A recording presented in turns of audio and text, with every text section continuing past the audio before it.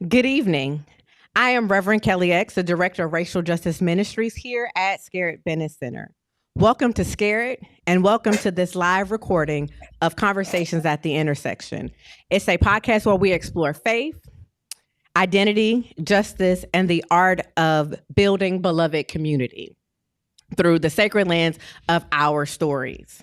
Tonight's episode is called Sacred Blues, Sinners, and the Rhythm of Black Spirituality.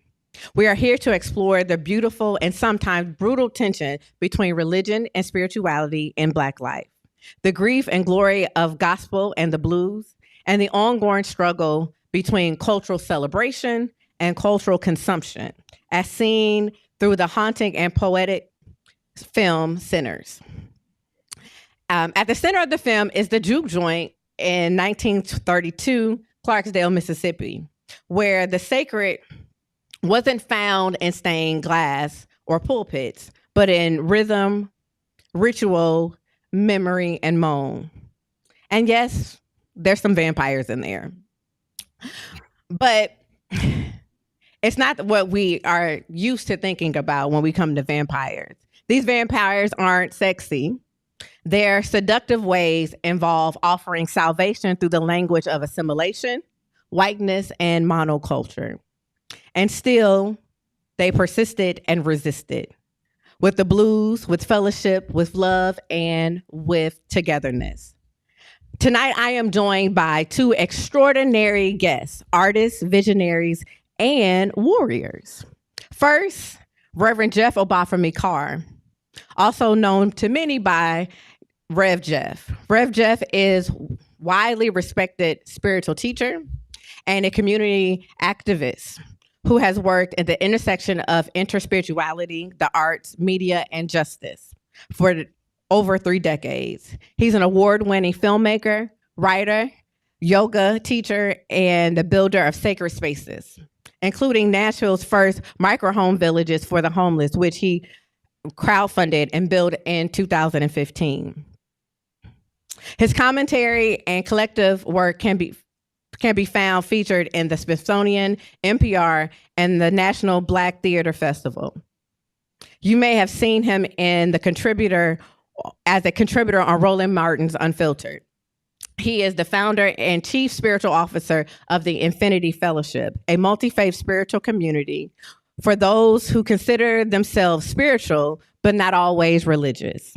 From sweat lodges to Sunday yoga service, Rev Jeff creates ritual of wholeness rooted in ancient traditions, offering naming ceremonies, rites of passage, and healing spaces for the soul. He's also the chief weaver of dreams for the Media Scientist Labs, where he helps nonprofit executives manage executive campaigns and collectives bring their visions to life. He's a husband and a father of 5 and a longtime resident of the sacred grounds known as Nashville, Tennessee.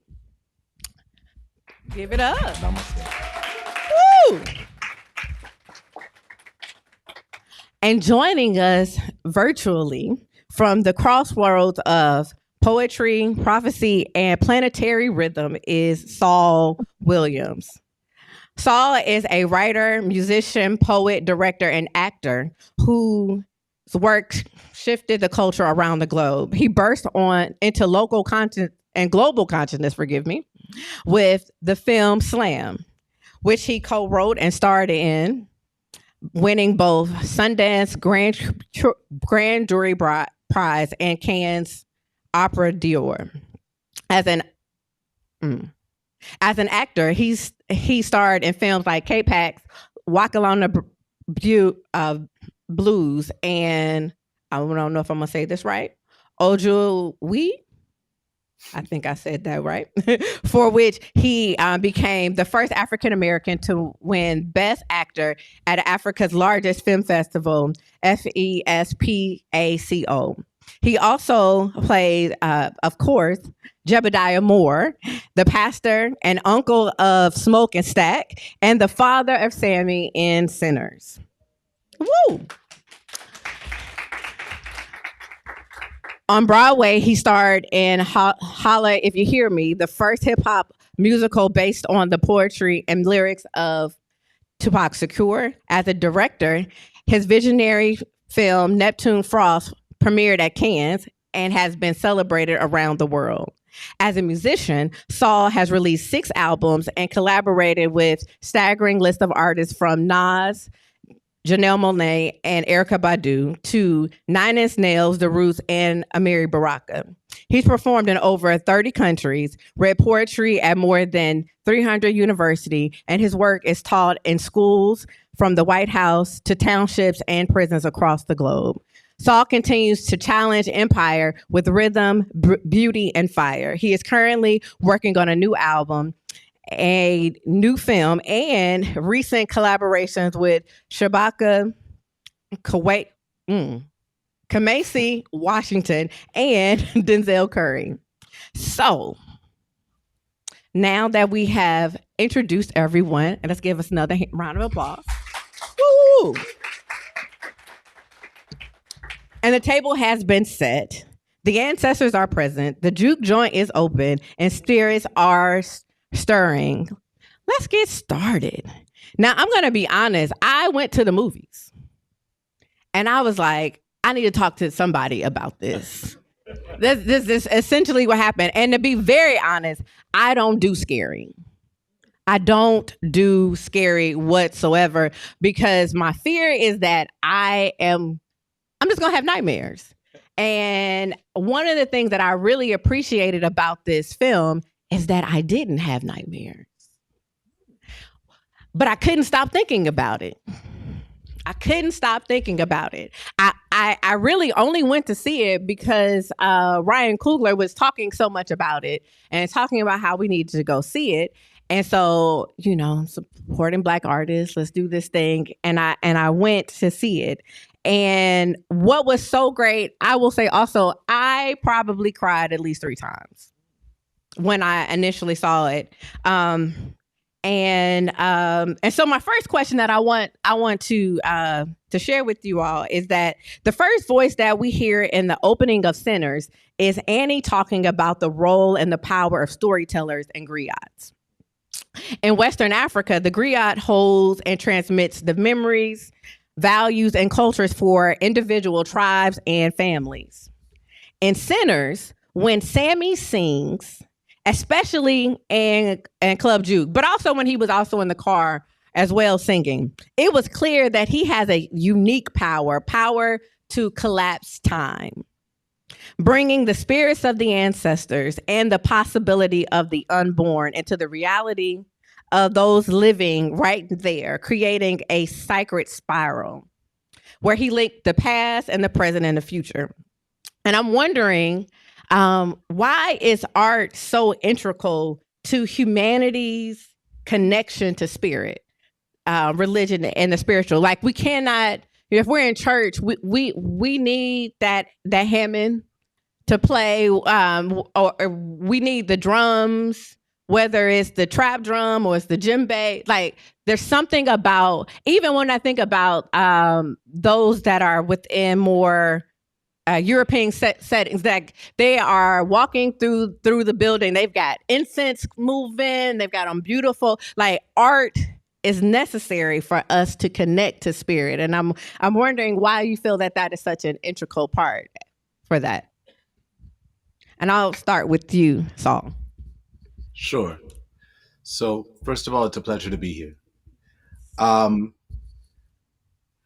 Well, I've always thought of art as it exists in the scripture, thou art God. So that art, which fits right in between there, is the thing that connects you to your highest spiritual self. When you mention, what it is about that Hammond or that drum, well, for a few years now, I've thought of the drum as the first form of wireless communication.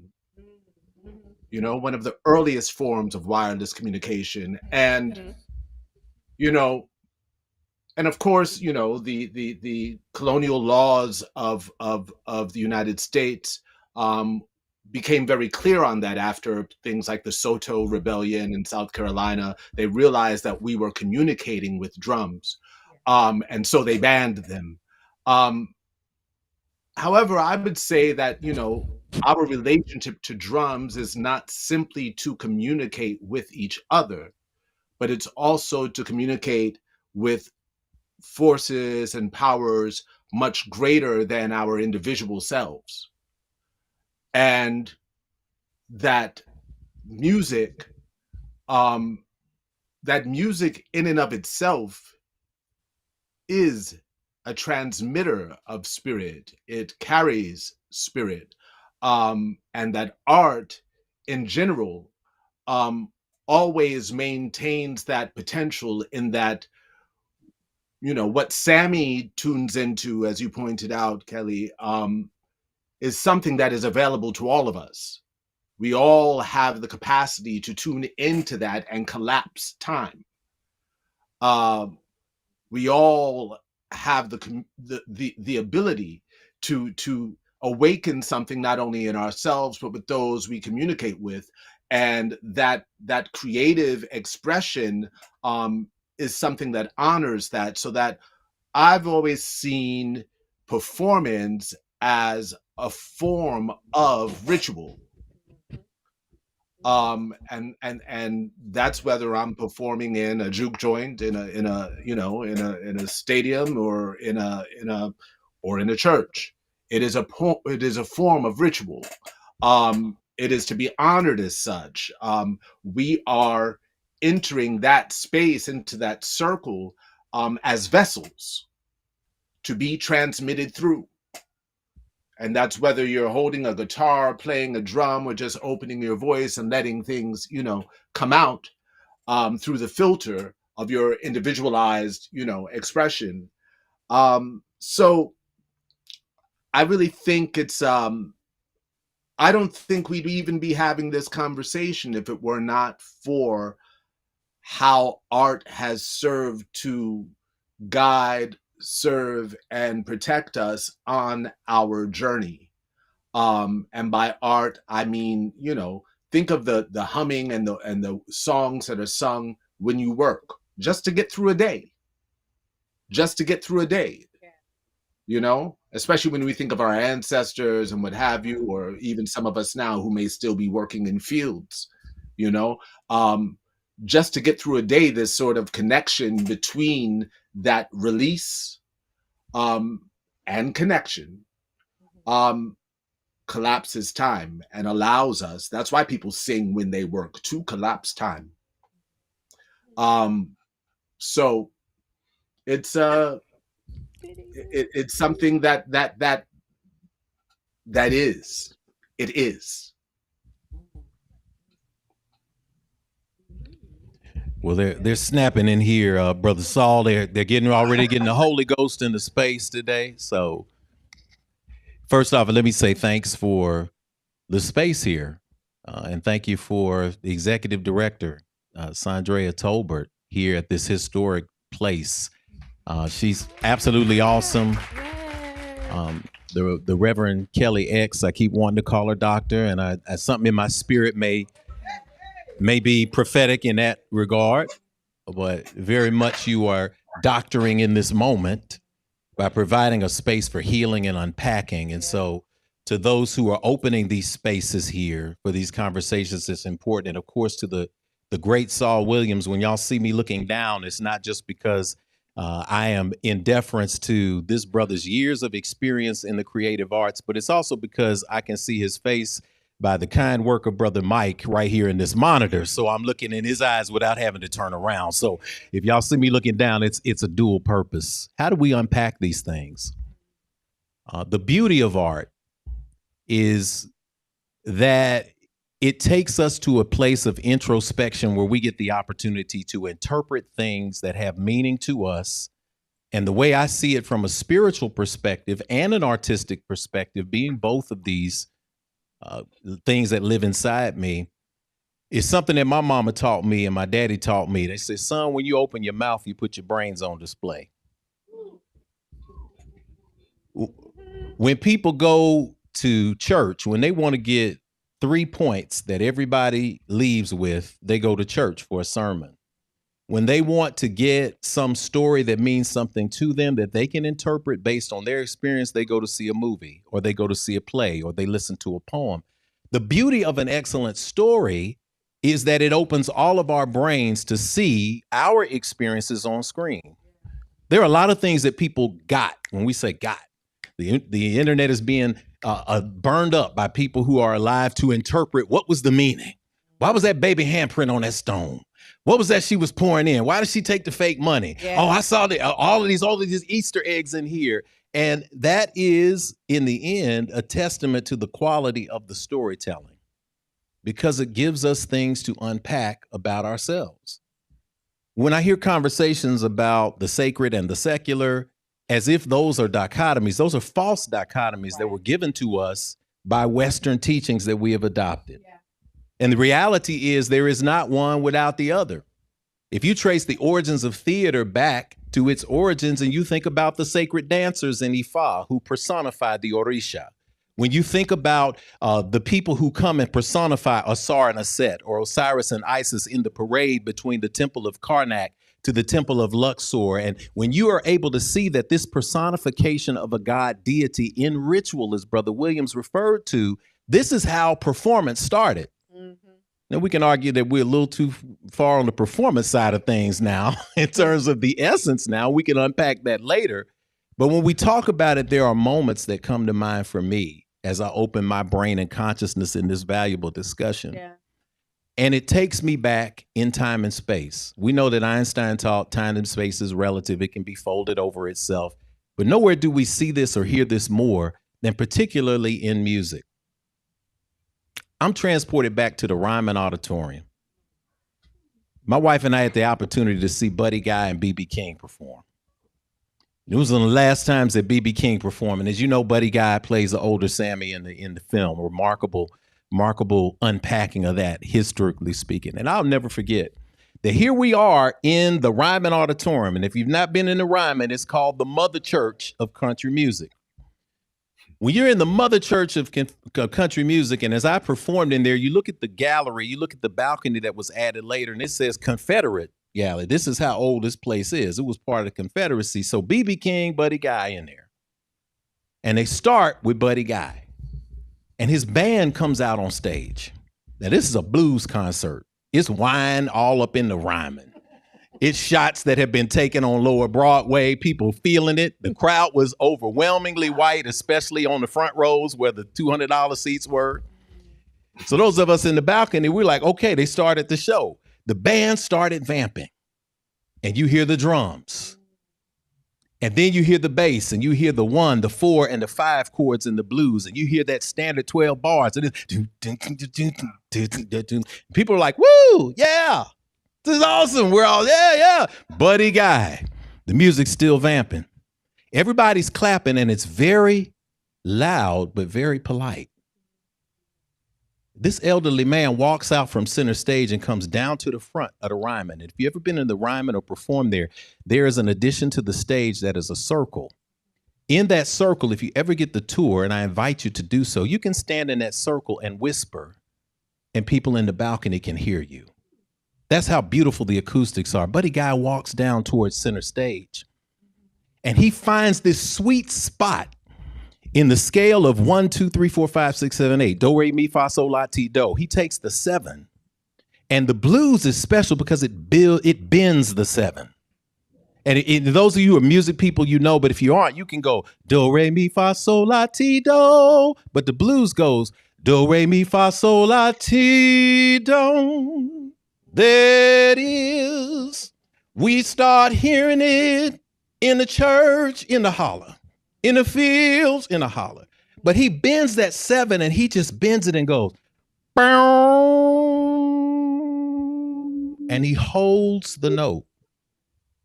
The band is vamping, and Buddy Guy just stands there and holds that one note and just starts looking around at people.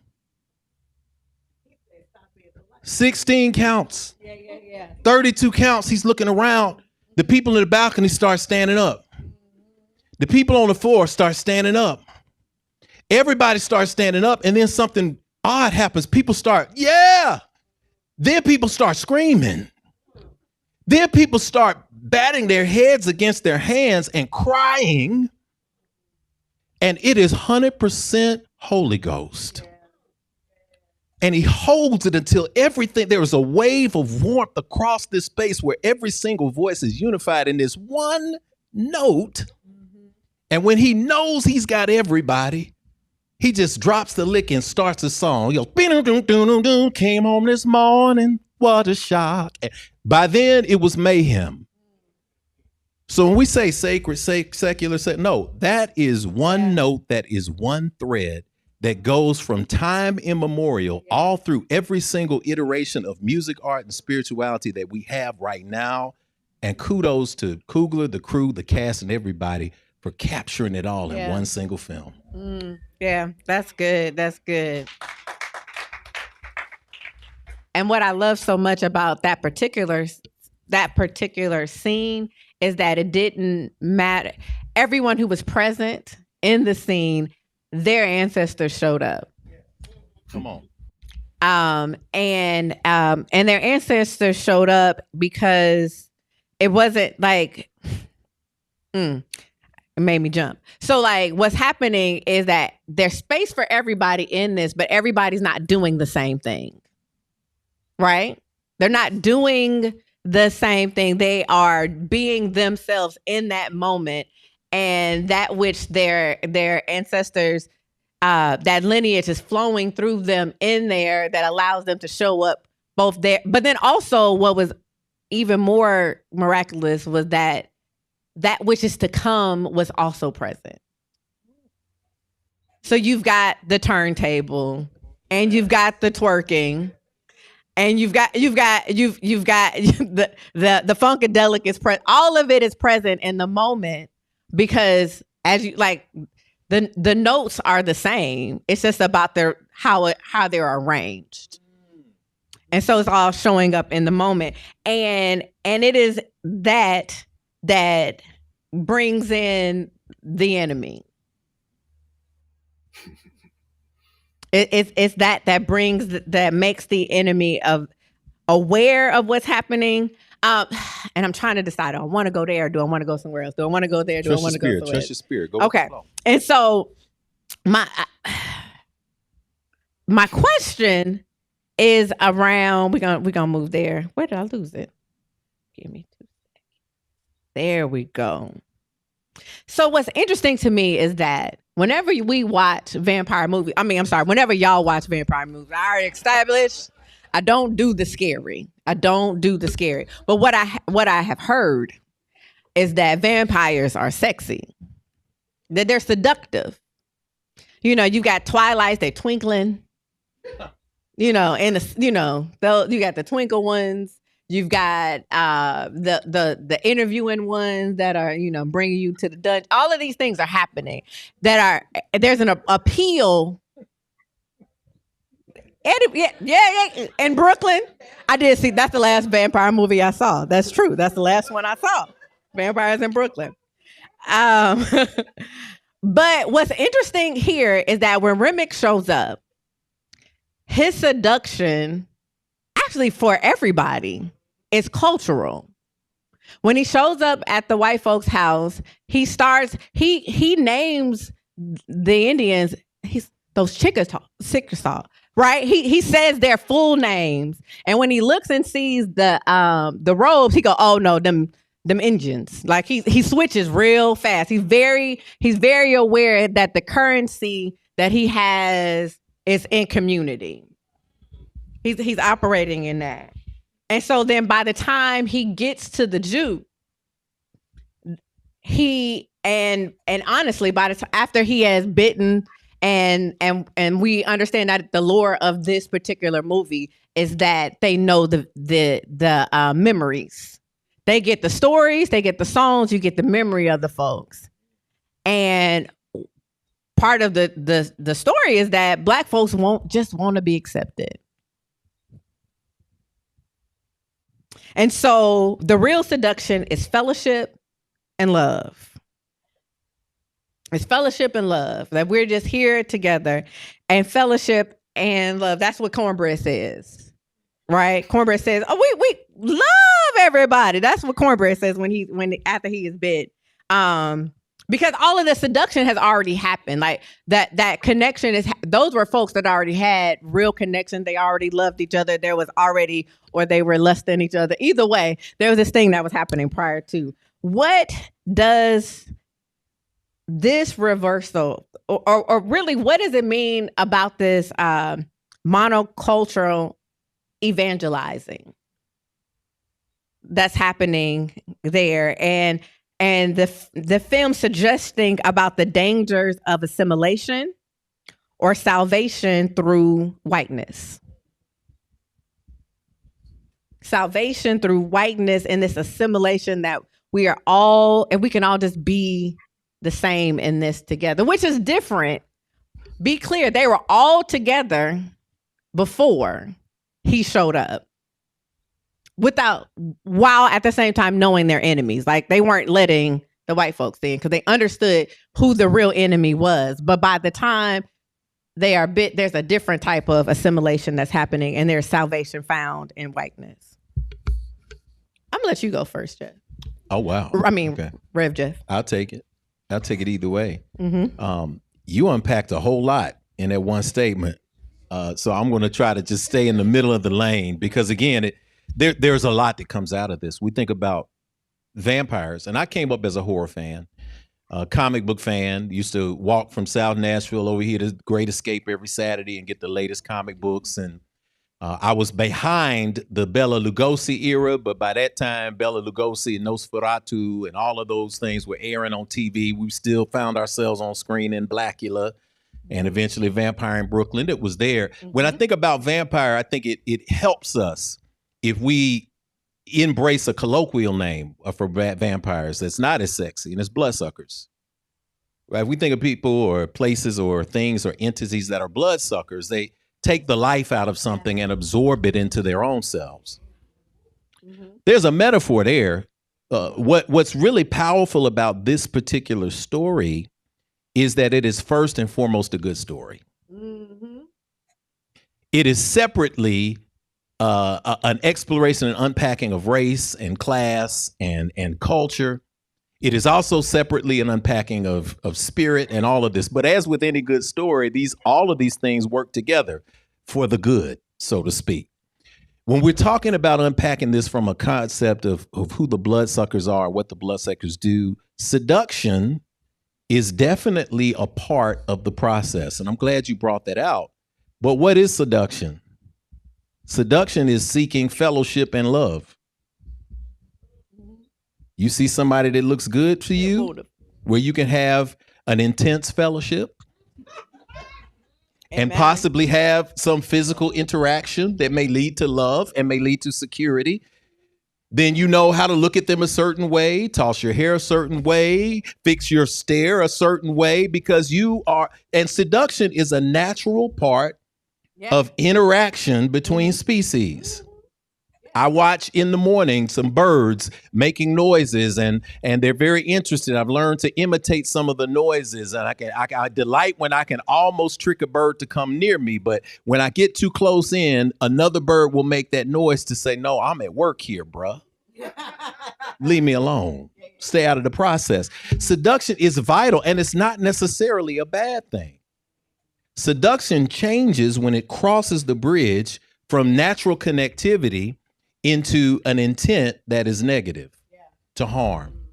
So seduction happened, yes, when the vampire arrived at the couple's house, and you see the prescient nature of the vultures signaling, because the vultures are there because vultures have this intrinsic sense that if they see somebody in the desert, they can see death, they can feel death. So when you say the vultures are circling, that is not just an omen that is artistic, that is actually scientific. That happens in real life with the vultures. So he knows to go, he's going to this place, he comes to the door, and again, the avenue is friendliness. Yeah. We are the same. And when that is not working, he sees the hood and says, "Oh, I know what to say to you to get what I want." So seduction takes on this chameleon-like energy that makes you say, I am like you, so trust me. I don't want to jump too far ahead. Yes, I do, because again, Saul set the tone. It's been in time and space. This happens with us naturally, right? This is what we do. But it's interesting that the multiracial character who is perceived in passing as white, Right. because of some connection, she's seductive too. Yeah. Because she's saying, no, I'm not like them. I'm one of you. Let me in. So that metaphor that we see in our communities, gentrification allies, we have this concept where we're talking about, no, I am not like them.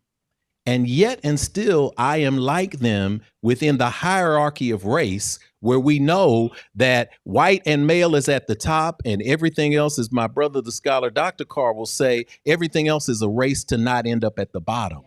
So please let me in, although I have this other lineage as well, but I'm not going to be put out like everybody else, because I like this neighborhood, because I like this school, I like this community, because I'm an ally, because we had a connection, we've been together. So even though you tell me to leave, I refuse to leave, because in my mind, I think we are the same. And this is what ends up causing some of the problems down the line, because of this trust that is now established, where we had one rule, everybody can't come in, and then we start bending. And once you start bending the rules a little bit, it becomes a slippery slope, where the overarching seduction becomes, I want to take what you have in order to give me credibility, in order to give me power, and in order to move you from the 2 and the 4 No.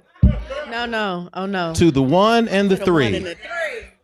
Not to the 1 and the 3. I mean, again, you open your mouth, you put your own experiences on display. But if you note, we talk about the variety that you spoke of. When you see the turntables, when you see the African dance, when you see the Orisha, when you see everything in that room all at one time, different beats, but same energy going throughout, that energy of the 2 and 4 is there. Boom, got 1, got 2, got 1, 2, 3, 4. And it's in everything. It's a rhythm in everything. But by the time you see that, note that there's not much variety. When we get to the end and everybody's outside, everybody's moving to the same beat. Everybody's doing the same dance in a circle, and everybody who formerly just moments before was clapping on the 2 and 4 are now clapping on the 1 and 3. 1, 2, 3. We have changed, even though the essence of spirit is the same. So this transformation that we have, from moving from the 2 and the 4 to the 1 and the 3, it portends that there is doom. Although those who get bitten will tell you that it was seductive to see that there is a connection. You got folk music, we got this same thing. Yes, I want humanity to be all together. The seduction is for the global community and of everybody. And it's just that hope that seduction can feed on if we're not careful. If you just let me in. If you just let me in. Yeah. So, you got thoughts? You got thoughts? Of course I do. Reverend Jeff, you got my mind traveling all over the place. And I truly appreciate it. You know, one of the first things that Kelli, your question made me think of in relationship to the approach of, the vampires to the juke joint. I thought of,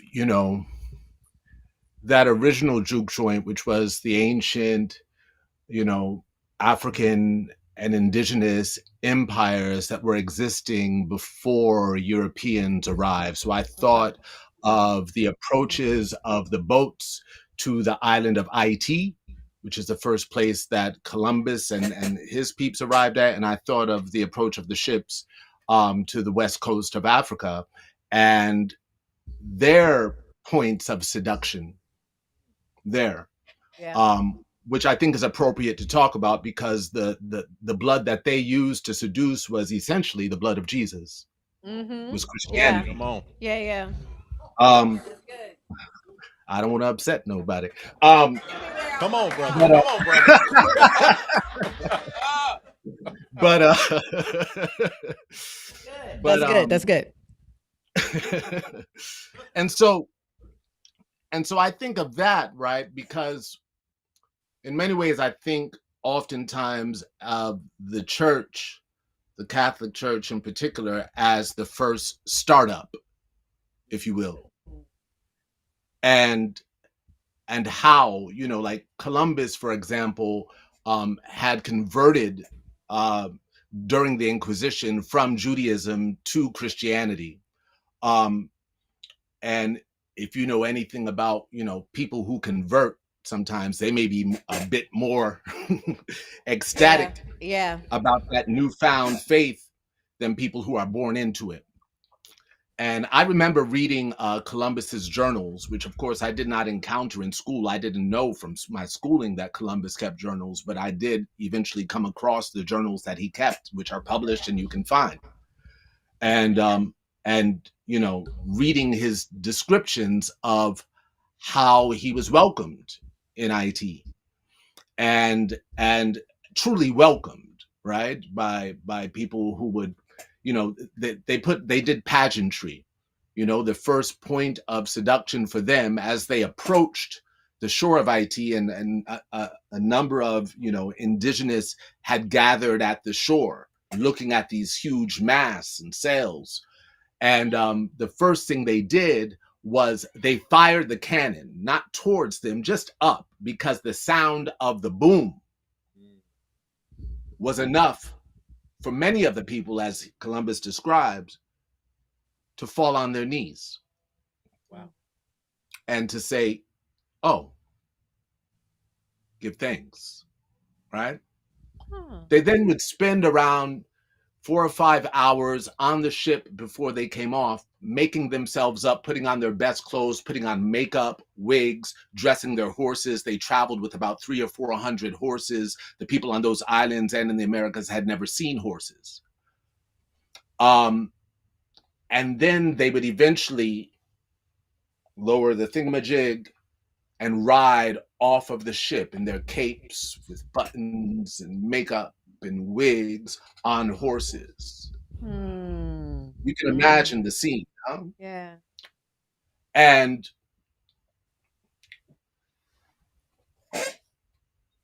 so, you know, the first thing, like, the people, like, were touching them and almost thinking of them, you know, according to Columbus's description,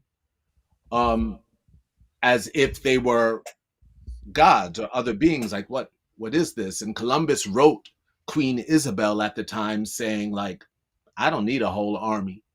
They're so fascinated with us. You could just bring like 50 people, and I think we could get them. You know. Then I think of the continent of Africa and the arrival of those ships, and, you know, in places like Lagos and in places on the West Coast, you know, that we're talking about, you know, as early as the 1400s in some of those cases. And the tools that they use, of course, they were bartering and trading and what have you, and the people were open to bartering and trading. But they also had this thing where they were like, what you don't have is knowledge of Christ. Let me tell you about that. And the people were like, well, is that where these capes and these ships come from? Is that what's this thing you're holding that kills people, you know, immediately? Is that from learning about this thing you want to tell me about? And so the gathering of their children, like, they were seduced. They were successfully seduced. The ramifications are there to this day on the continent and in our lives, by a good story.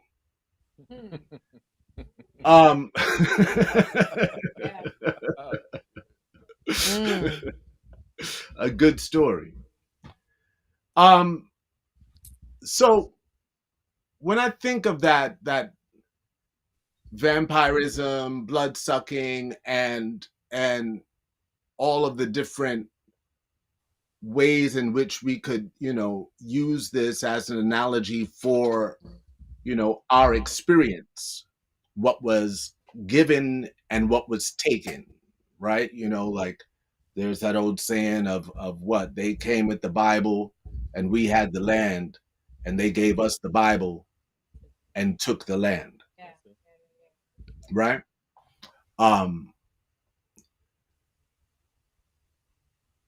these things are interesting also because even within that religious lore, there is huge discussions to be had about blood, right? Now, of course, I'm sure Reverend Jeff, and many of you probably familiar with the rites that have surrounded menses in women, and the ancient traditional passage of the red tent, and all of these things that were happening in ancient Kemet, Egypt, and we know the stories of how much of the Old and New Testament have also borrowed from ancient Kemetic rites and practices. We're still saying amen at the end of our prayers, which is 100% from Kemet, from Amen Ra, right? So these things carry over through time, and the role that they play is interesting because, we talk about our stuff being co-opted, but we do a good job of co-opting their stuff as well. Like my family's from Haiti. And yes, Catholicism and Christianity was certainly imposed on the Haitian people, but there's much of what wasn't imposed that remains. And there's ways in which we hid what we wanted to hold on to within the figure that they would allow us to see, right? So that certain gods or orishas, spirit entities become symbolized by Christian symbols, but really we are just using those to speak to the power that we wish to speak to. We also understand and acknowledge that you can change the vessel. It's okay. Yeah. The essence remains the same. Right? And so, I don't know if there is a response to your question in terms of without regurgitating stuff that we're all familiar with in terms of stuff being taken from us and stuff being appropriated by whiteness, or our desire to have a seat at the table, and to be accepted or respected by those so-called powers. These are all parts of the colonial system in its work on us as individuals, psychologically, spiritually. Like, we are still working through it, fighting through it, dying through it, right? And obviously living and singing and sharing through it. That's good. And there are still forces that wish to, we can go beyond the metaphor of sucking blood to taking our power from us, right? Much of what's happening right now, even as we see the blitz of whether it's executive orders or deportations or people fired from their jobs, and people feeling as if they don't have the power to stand up to the thing that they are facing. That's good.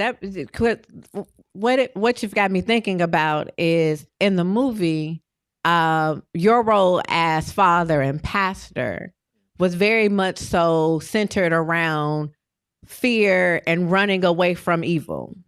So that Satan is coming, the devil is coming, and you need to get away. And even by the end, when all this happened, the thought is if he just puts down this guitar, the thing that actually what we experienced all was really what was probably the most beautiful, the beautifulest, I don't know. Yes. The most beautifulest thing in this world. Yeah. Old hip-hop hits. Yeah. Just like this, right? That was actually his key, but was to be put down. But then at the same time, we've got Annie moving directly toward it. Very clear, as opposed to moving away from the evil. She's like, "Oh, I've learned.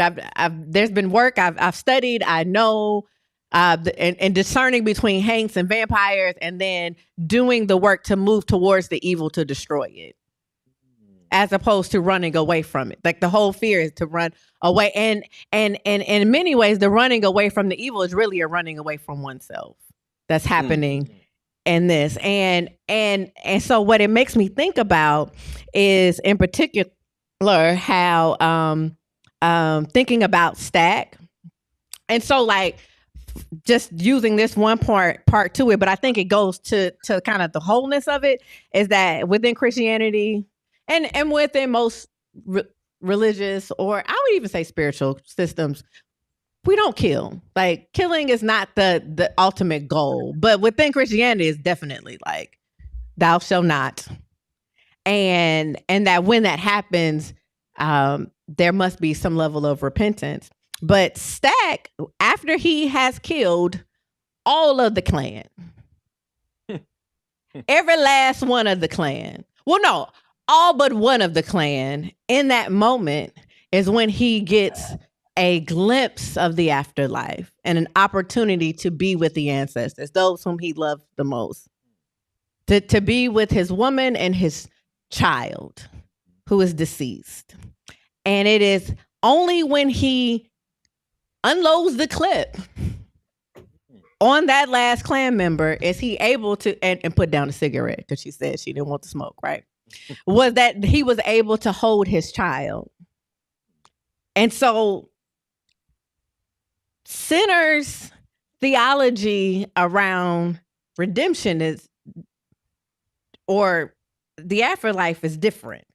Talking about like what is sinner, like when it's speaking about justice and morality and afterlife for Black people, and what does it mean for redemption not to come through repentance, but to come through resistance. Resistance. Can I answer first? Yes. Go. So, first off, I mean, of course, I'm very familiar with the Ten Commandments, thou shalt not kill, but, I would also acknowledge that that Old Testament, in terms of religious text, is probably the most violent and genocidal text that you could ever come across. It's used by Netanyahu right now, right? And saying that we are going to kill the Amalek, right? In referring to Palestinians as beasts and animals. Yeah. And of course, in that Old Testament and in our old and contemporary spiritual practices, there is still the practice of sacrifice of lambs, of chickens, of sheep.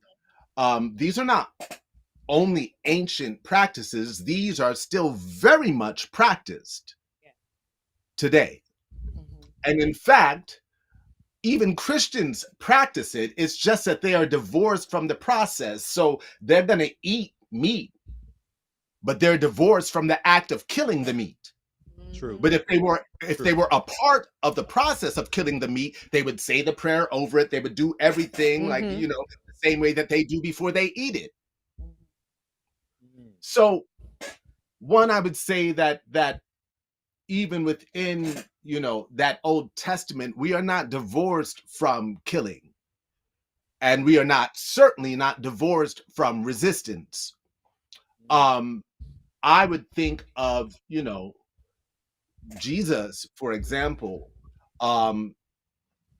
a Palestinian, as obviously someone who was standing up to resist ancient traditions, to resist useless traditions, to resist misinterpreted traditions or rigid relationships or rigid interpretations to traditions, right?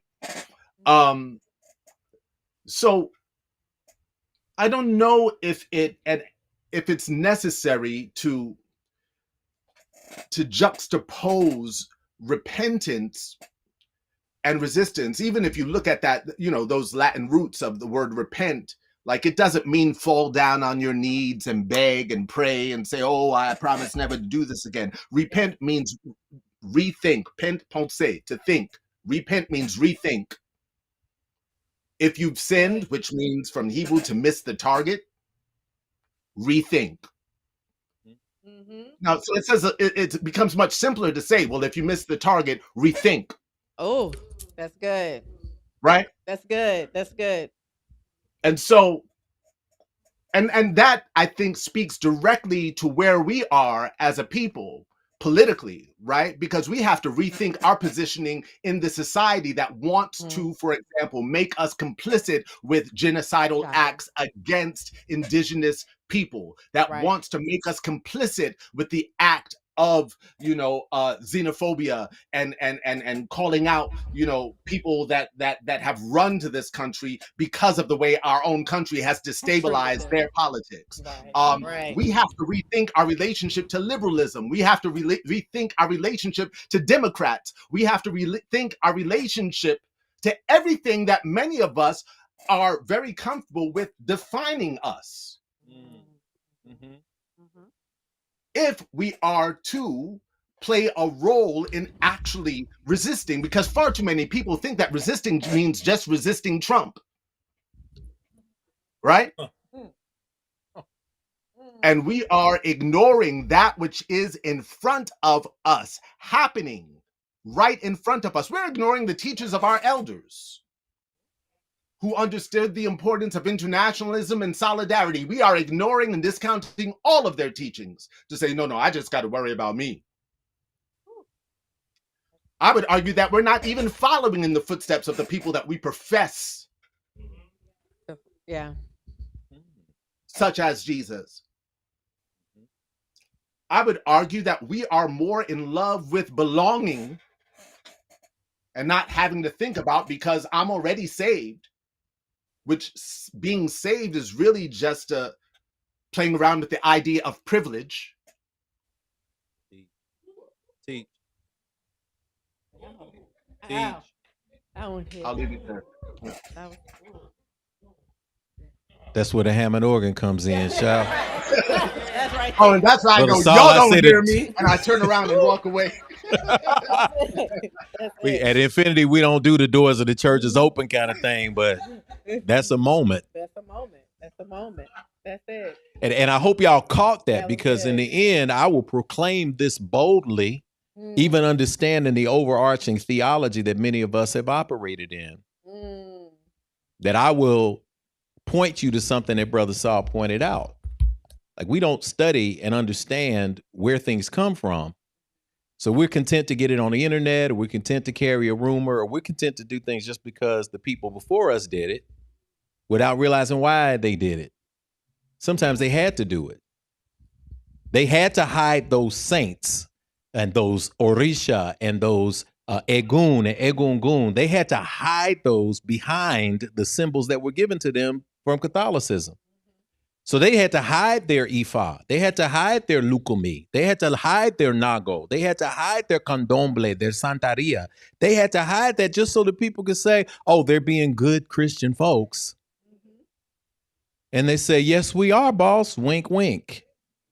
Now let's do the work that we need to do to keep it alive. Whether you understand it as Ifa or Vodun, or you make Hollywood make it voodoo and you make it hoodoo and all, whatever you got for that, it's this remembrance of one concept that I will proclaim in this space, in this safe space. We are all sinners. All of us have sinned and fallen short of the glory of God. We are all sinners. But the question is, what is a sinner? As Brother Saul alluded to, if we break it down even to our early text of Hebrew, hahata, which means to miss the mark, then we think sin, because we have this false morality imposed upon us, is looking at a lady's behind when she walks by in a dress. But we get up every morning and do a job that we hate to do, but we do it because we feel we got to do it for the money. We're missing the mark. We're sinning by doing that. Now, when you say that I have missed the mark, if you interchange that word instead, then all of us have missed the mark and have fallen short of the glory of God. The glory of God being that divine purpose that is a spark inside each and every one of us. And we have been taught, again, superimpose this pyramid hierarchy that capitalism and the West gives us. It creates this false dichotomy between the rich and the poor. It used to be 3 stages. It used to be the rich at the top, the poor at the bottom, and now the middle class. We're working now toward a place where it's the ultra rich and the crippling poor. But again, here's this dichotomy. Do we have repentance and what's on the other side? We take this back theologically. We didn't always think like this. Prior to the advent of, say, Zoroastrianism, which gave us the precursor to Judaism, Christianity, and Islam, they gave us this concept for the really smart theologians in the room of eschatology, which is the doctrine of good and evil, and the concept of these 2 warring factions, and there being a battle in the end, and those who are on the right side going to make it in, and those who are on the wrong side are going to burn eternally forever. Prior to that, when we talk about African concepts and Eastern concepts, it was embodied in the folk slang that you find in the country. When you ask a brother, how you doing? How's things in your world? And he says, hey, man, everything is everything. We thought that everything was everything. God is in everything. There's no, there's evil and there's good. And if you ask some of my Judaism practicing friends, and you talk about the concept of an eye for an eye, and you talk about repaying people, there's no conscience around this. I'm going to hurt somebody, and then I'm going to be condemned to hell for breaking a law that is here. And we know the 10 Commandments. You go even further back to Kemet, you got the 42 affirmations of Ma'at. All of this stuff is from our stuff. Yeah.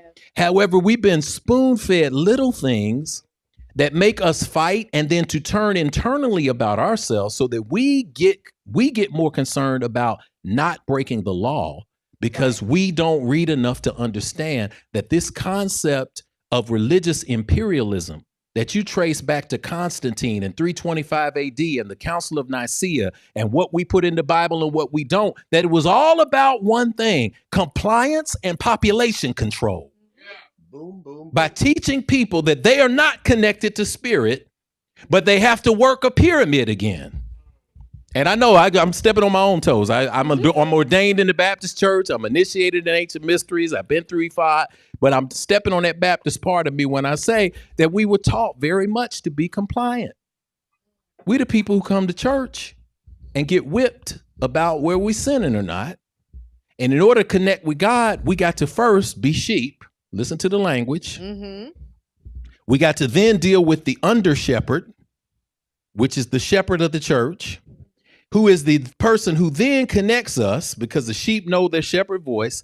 They connect then to the pastor, and then the pastor connects us to Jesus, and then Jesus connects us to God, that which is within us all the time. So it creates this almost unimaginable contradiction where we tend to now categorize everything in a dual term, in a dichotomy. It's either A or it's either B. So people will leave sinners, and you say, have you seen sinners? I'm not seeing that. That's demonic. Well, your concept of demonic came from a Western construct. Well, it's satanic. Well, what about what happened before Satan was created for you in the literature? What do you call that? Wow, I don't like that, man. I ain't going to mess with that stuff, man. I'm gonna hang out with my boys. I'm gonna stay on the corner. I ain't gonna see nothing like that. I don't do nothing, no devils, no vampire. I don't do none of that stuff about God. But brother, you just cracked that pint open and poured a little bit off the top for the brothers who ain't there. Where you think that came from? That's called pouring of libations to the ancestors. So these practices that we have in our normal everyday living open us up to a spirit of something different. It's not whether we repent, not whether we resist. Those are all things that are together. It's what are we willing to invite into our lives through allowance. And the sister who worked the roots, she allowed spirit to work through her. Yeah. And because of that, she moved in confidence. She didn't wait in fear to cast things out. She said, no, let me step forward because this is what I know. And I'm willing to allow spirit to work through me to help us work through this. And by doing that, we move our contradictions out of the way, the contradictions that we've been trained in. And when people say, well, I don't like the fact that they got roosters over here and they letting the blood out of these lambs. And as Brother Saul said, well, when you buy something that says kosher meat or halal meat, that's the only difference. And how ironic is it that we have been placed into a place of action where we deny things like cannibalism, hoodoo, and all of that. But we still never make the connection that when we go to church, we are eating the body and drinking the blood. Because the ritual continues to avail itself to the people who are there. And I'll never forget, because my children have been raised in a little expansive space and the interfaith and all of that. And all of these things are incorporated in infinity. But I'll never forget, my wife was there in the audience. She can remember this. You remember we went to your friend's wedding? Okay. Just want to make sure I was right. We went to a wedding once and our children have been coming up, very positive note. We've been to the Hindu temple, been all these places. And we're sitting there. And while I am not embarrassed about anything per se, it was that one moment where I was almost truly embarrassed. We're sitting toward the end of the wedding. And at this particular church, it was a very religious ceremony. They did communion and they asked the couple to get on their knees at the altar. And the pastor went and grabbed a cup and they did communion. And they said, here, drink of the blood. And our children screamed. And I was like, stop. I said, oh my God. Everybody looked around and I was like, oh my God. And I touched them on the chest. I said, they was like, but they're drinking blood. Papa, they're drinking blood. I said, no, that it's not real. It's not real blood. We almost ruined the whole doggone wedding. Good teaching opportunity. Mm-hmm. And yet, if we look at the world, when we teach theater, when we teach, when they teach changing emotions and moving ourselves, the thing that we try to teach people is to be more like children. Yeah. Children are open to learning. Children naturally respect each other. Children have to be taught to hate people based on difference. They have to be taught that, but it's intrinsically in them. So out of my children's mouths came this proclamation of, this does not make sense to me. What are we doing? Yeah. And that's the question that we get to unpack around films like this. What are we doing and why are we doing it? And how does it serve our freedom and liberation? And those are the themes that emerge from what we say, and then we have said all along, is a really, really good story. So I'm going to open it up to you all. Does anybody have questions? Questions. You got a question, Aaliyah? I got you. I'll come to you. Yeah, I got it. That was my point.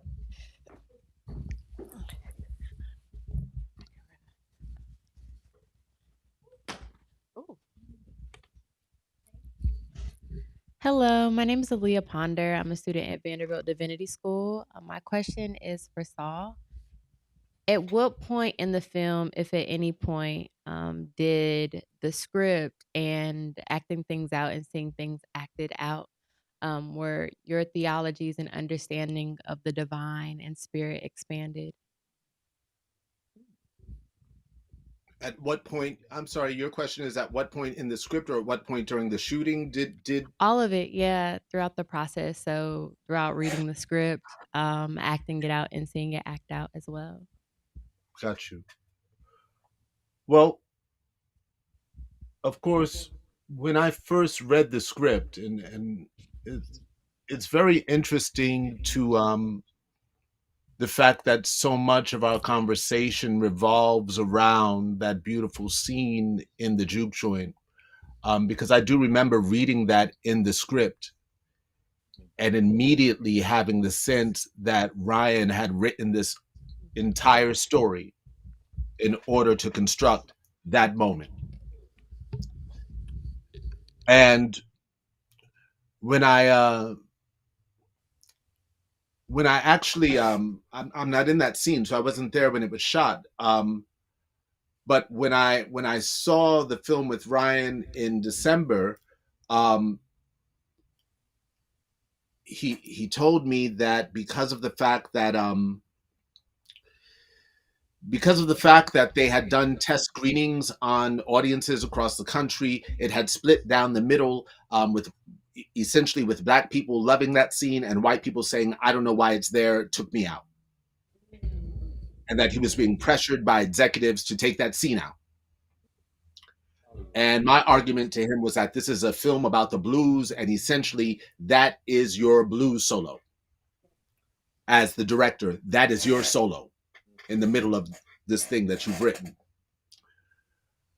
I do know something about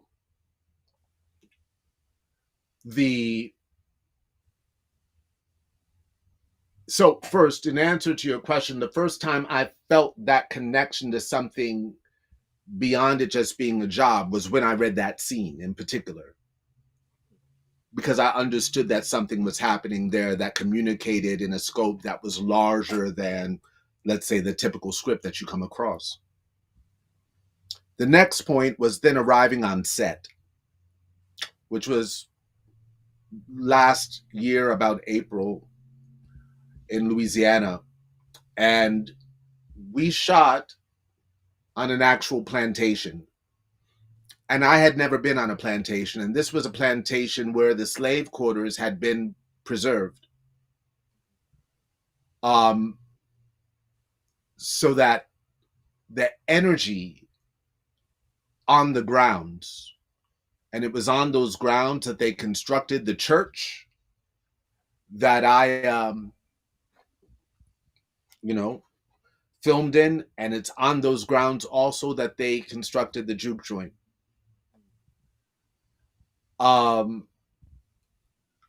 There was an energy on the grounds themselves that made me step away, that made me crave a moment to and for myself. I did not want a tour. I took the tour alone because I needed that intimate connection with what I was feeling, what I was already feeling.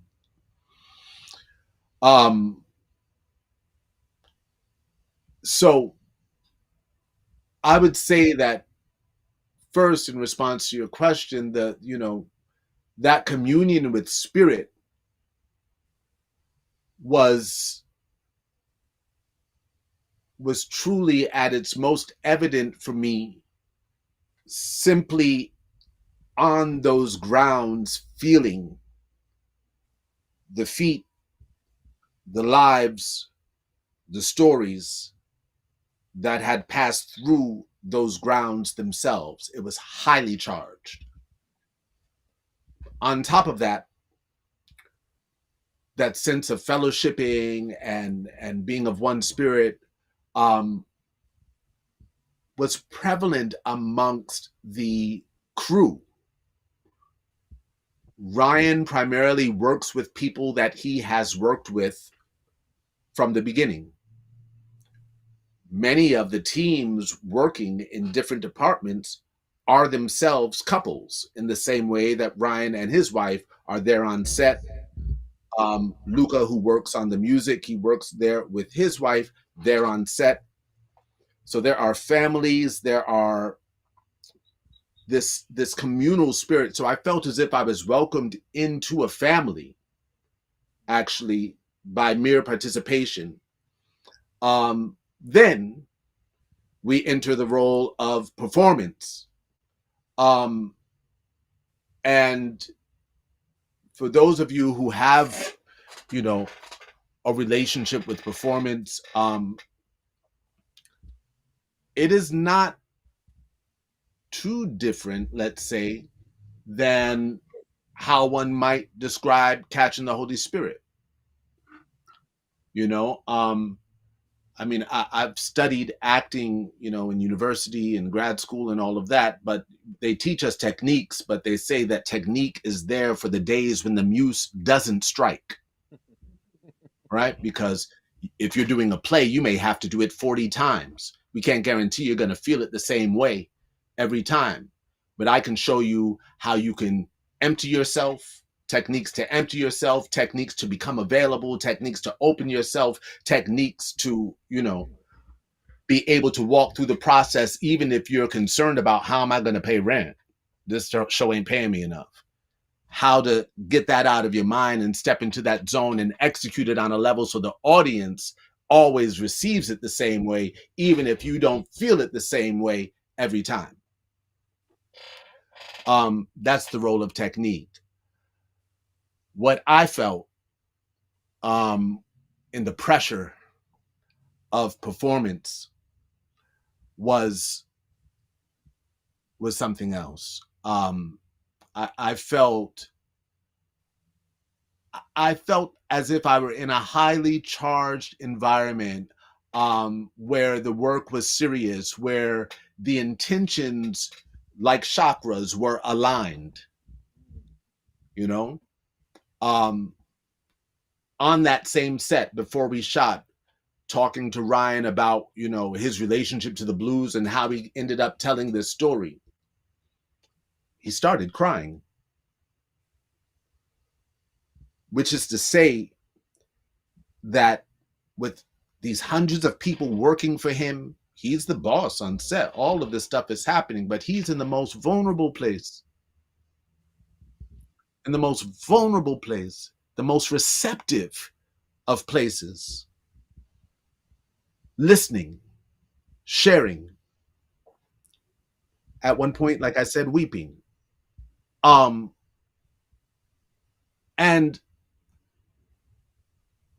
the main thing that I felt in those moments was this sense of, when they brought in the extras who played the congregation, we shot for that scene over the course of a few days.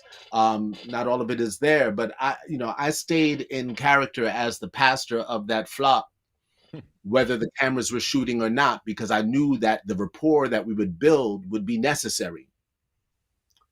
But what that did, because of the fact also that it was on the grounds that it was, so that not only had the grounds already been consecrated with the toil and blood of our ancestors, but then, in costume and the pageantry of performance, with all of its, ancient relationship to morality plays and all of these things, as you said, Reverend Jeff, yes, performance and theater is born of these ceremonial rites. I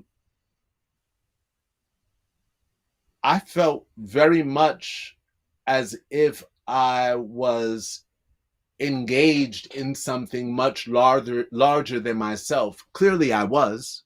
I have a very small role in this film, and it is much larger than myself, clearly. But I cannot impress upon you the beauty of the intentions placed into the work from the start, from reading it, from collaborating with the other actors and crew members on set, and the reality of where we were shooting. All of these things, in terms of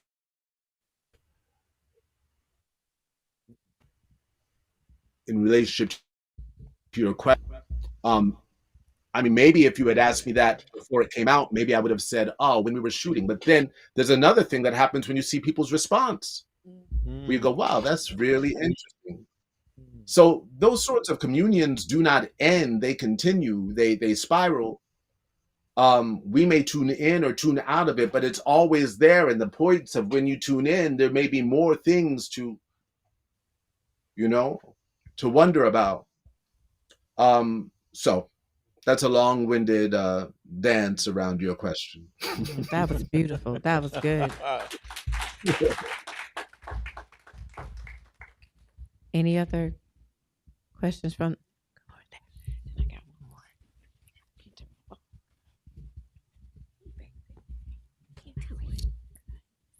one more. Good evening. So, well, first of all, hey, Saul, I've been following you since undergrad. You have no idea who I am, but just know I was in the poetry scene in Nashville, and you were like the holy grail of, everybody was trying to be like you back in the day, man. So we appreciate your contribution to the arts, and it's an honor to be in the room with y'all's beautiful minds. So y'all have like brought up a few things. I'm trying to decide which one I'm gonna focus on the most. But there was something, Kelly, that you had said earlier when you were referencing the juke joint scene and the unity that was there amongst everyone when they were on the, like Brother Jeff was saying, on the 2 and the 4, and everything just kind of linked up, and that time travel happened. And it made me think of connecting to source. Connecting to the beginnings of us all, and how, through that movement, that those vibrations connected everyone and brought them back to like a oneness. But then my brain like switched over to, in the Old Testament when it spoke on the Tower of Babel, and when, the world was of one, everyone spoke the same language. It was just like, that unity there. And then when it was like broken apart, then that's where you have these different nations emerging with their different languages and cultures. But, understanding a more universal perspective of source, God, the Most High, there's common threads amongst us all still. And I think that, my journey has been reconnecting those common threads amongst us all and being able to see, where, it's not all so different. And that's from, honoring our ancestors. There's certain things like one of you all had said earlier, like, at the end of the day, for the most part, there's certain things we all agree like are just not cool. Like, okay, we're not knocking grandmamas over the head, stealing purses. We not, there's common threads. And even if they say it in a different language, there's like an energy, there's a vibration there. There's a 2 and a 4 there that is still present that we all can reconnect on. So just starting with that. But what I really wanted to say, I just wanted to thank y'all for sparking that thought, because I was like, okay, that's kind of deep. I see what was happening in my brain here. Y'all got my mind activated. But did y'all notice how, and I want to hear y'all speak on this, did y'all notice how there was so much selling going on from the vampires to the people that were inside the juke joint? And I'm pointing that out because there's so much in our culture that is driven around sales, around making a sale, getting someone to buy in to your program. And I know all through undergrad and even after, there was folks trying to get you to sign up for the MLMs, like they want to, get you to sign up to this program. Well, if you can bring in 2 people, then they'll get into this and all of that. And it was like they were getting more people, and people people you trust, who you feel like, man, but I know they wouldn't lie to me. But it look like they got a bad deal though, because it's blood dripping out their neck. But that's my brother and I love him. He couldn't be just trying to, feed me no bull. Let me consider. And he almost went out there because he's like, ma'am, no, but that's my brother. Like, no, that's my friend. That's my, I grew up with them. Like, I know these people. They wouldn't be lying to me. But it was that convincing of the sale, and like what sales does to create like possibilities in our mind and get you hoping for like, oh, well, what could this possibly do? And like with those sales tactics, y'all know, like, they use empathy. They tried to play on empathy. The vampires tried to play on empathy. They tried to play on like scarcity. Like, oh man, this ain't no good. The clan sold you this, right? They finna really come burn it down and kill you anyway. So you might as well go ahead and just come on over here with us. They tried to play on fear of loss. Like, oh, well, if you don't do this, then you're going to be in misery. I mean, you black, you know what I'm saying? You got the worst deal ever because you just black in here. And like, what's that going to do for you? So it's like them using those sales tactics. And to close the deal, though, they needed your agreement. They needed your permission. They couldn't enter without the permission. And so like, that's how you close a deal in sales. It's like, okay, I told you all this stuff. I played on your emotions. I used them little fear tactics, like you're going to lose out. So now what you say? So it's like, I want y'all to speak on a little bit like of any parallelisms that you guys may have noticed surrounding, those tactics that the vampires used, and like the vampirism in the marketing and the sales tactics that are used in our country, like every day and across the world. Right. And everybody got blood dripping out their necks, trying to act like it's cool, like we don't see each other bleeding out. So yeah. Yeah. Yeah. Yeah. I think I'll dive in there and say that one gift that a griot, that a storyteller has, is to make us think deeply about how we see the world and where we are in the story. We could probably find someone in this story that we could say, that's me. I'm the person who's going to run. I'm going to be the person who is going to help fix this. I'm going to be the person who's not going to let my brother go. I'm going to be the person who's going to be there to dance. I'm going to be the person to party. I'm going to be the person to drink. I'm going to be the person to shoot somebody. There's something that we relate to.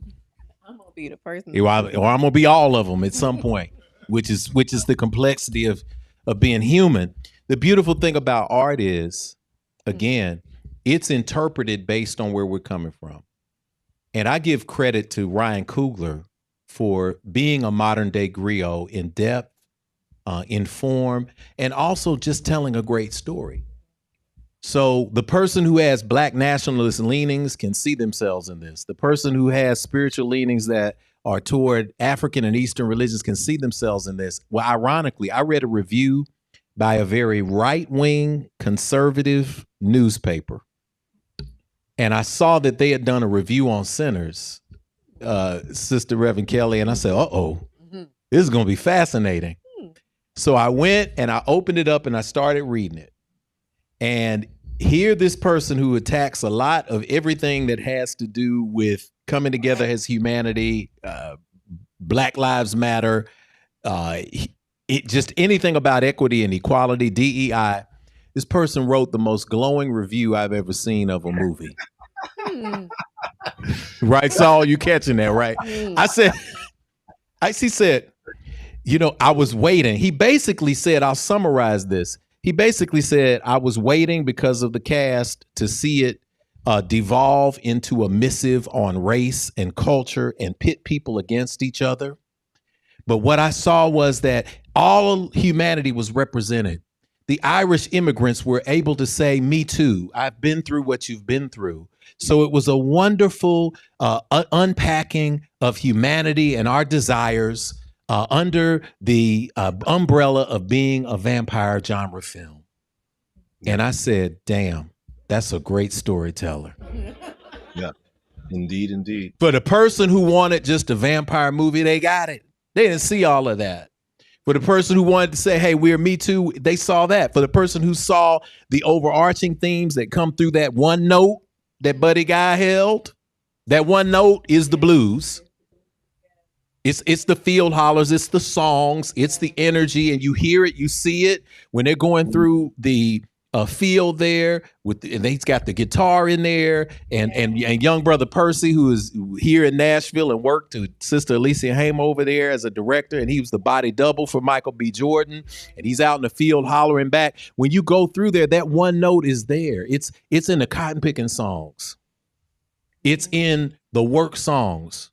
If y'all look at Alan Lomax and his sons and the recordings in the 1930s and 40s of Parchment Farm prisoners singing those work songs, you see and feel that energy when people are, oh Lord, bird, oh Lord, gallon of well. Now you hear that, and it makes its way to the juke joint. The irony of it making its way in the church, and yet the personification of it being rejected. We see the early rejections of lead the guitar. But what I think that symbolizes, but no, you can't lead a guitar because without the guitar, it's me. Well, get up there and read the scripture. Well, I know the scripture. I closed the Bible and kept reading the scripture. I know the scripture. And so what's next? So we've been taught, we've been trained, we know this. Yeah. But again, you have this thread that continues, and it continues through the scene where everything came together. And it told us that the past, present, and future is all tied to that string, to that thread in the tapestry of who we are. And the beauty of it is to unpack what you were saying. The beauty of it is we supposed to be different. We're supposed to be different. If we were in a church environment, I would say, turn to your neighbor and say, we're supposed to be different. Y'all can do that.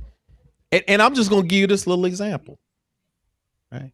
How many people enjoy a good salad from time to time? A good healthy salad from time to time. Okay, good. That's almost everybody in the room.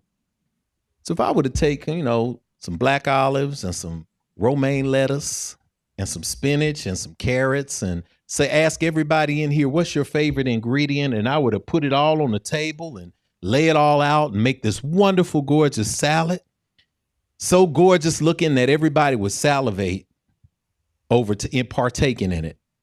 If I were to take that salad and dump everything that I just said into a blender and put some dressing in it and blend it all up and give it back to you in a cup, I don't even have to ask. All of the yucks and the uhs and the ugly faces in here from that. It's insane to drink a salad smoothie. What makes a salad unique is the lettuce is being the lettuce.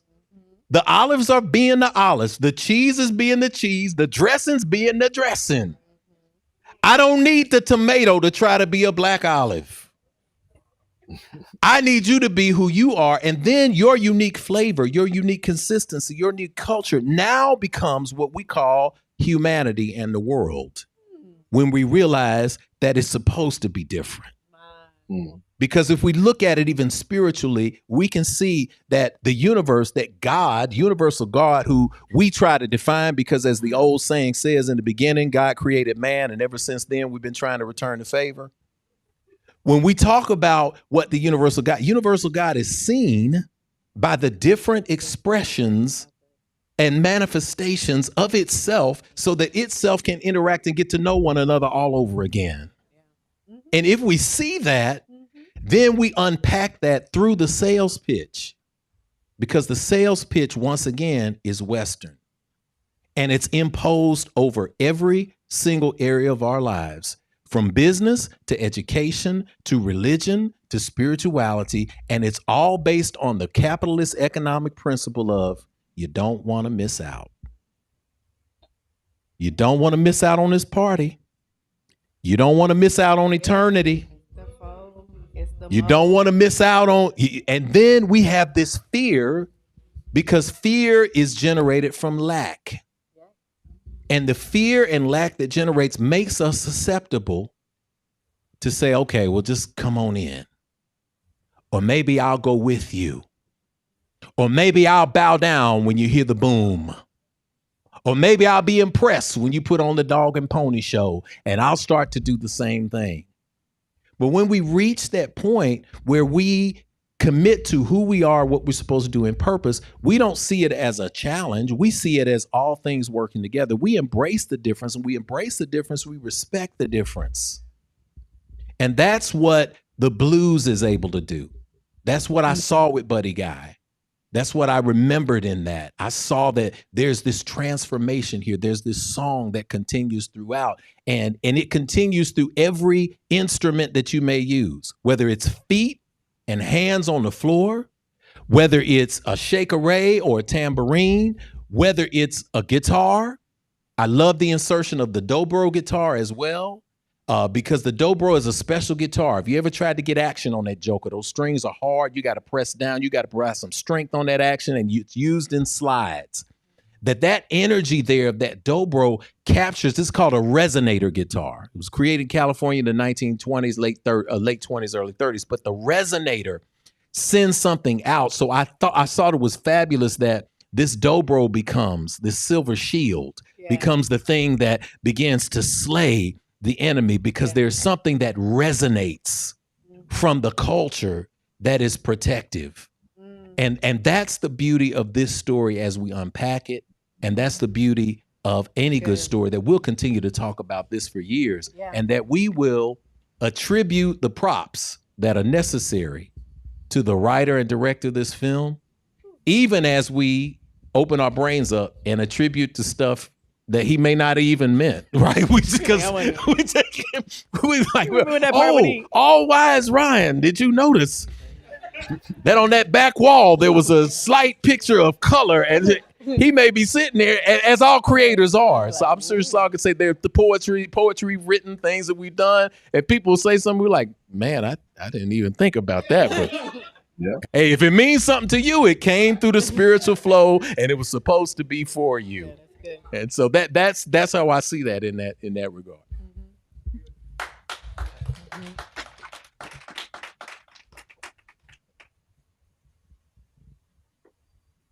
Oh, Do you have something you want to add, or you don't have to? sure. Yeah, sure. I'll add something. Although Reverend Jeff totally touched on it in terms of the question surrounding sales, and I mean, I felt like what you were describing, essentially, not you, Reverend Jeff, but the young woman who asked the question was capitalism. Yeah, as you touched on already, Reverend Jeff. But yes, that is the role of capitalism and the construct. We talk about race as a social construct, but so is poverty. Yeah. Right. And within, the experiment of capitalism as practiced by the United States, which is the furthest out we've ever gone with that experiment, which is, very far removed actually from the idea of the fullest idea of democracy. We still have work to do. And you talked about the role of fear there, and one of the roles of capitalism is to induce that sense of fear of even imagining that there could be a better or different approach. This is what McCarthyism and the Red Scare was there to like shake out of us, was like, how dare you think about socialism? How dare you bring up the question of why we don't have healthcare and free college, even though they have it in Europe? And so France and Italy and Germany and England, they have healthcare, and their taxes cover their healthcare. Their taxes cover the price of university. There's only one reason why we don't have it in the States, is because the white people here did not want to give that to black people. Teach on that. It's in Canada, but they did not want to give it to us, because if we give everybody free healthcare, then these niggas will have to get it too.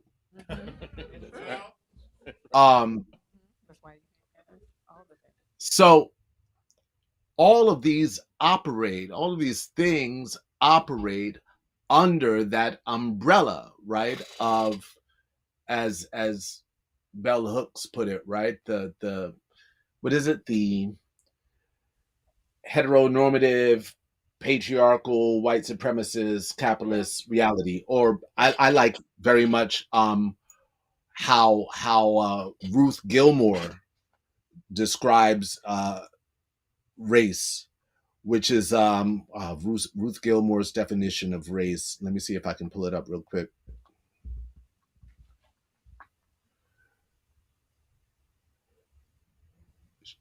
There it is.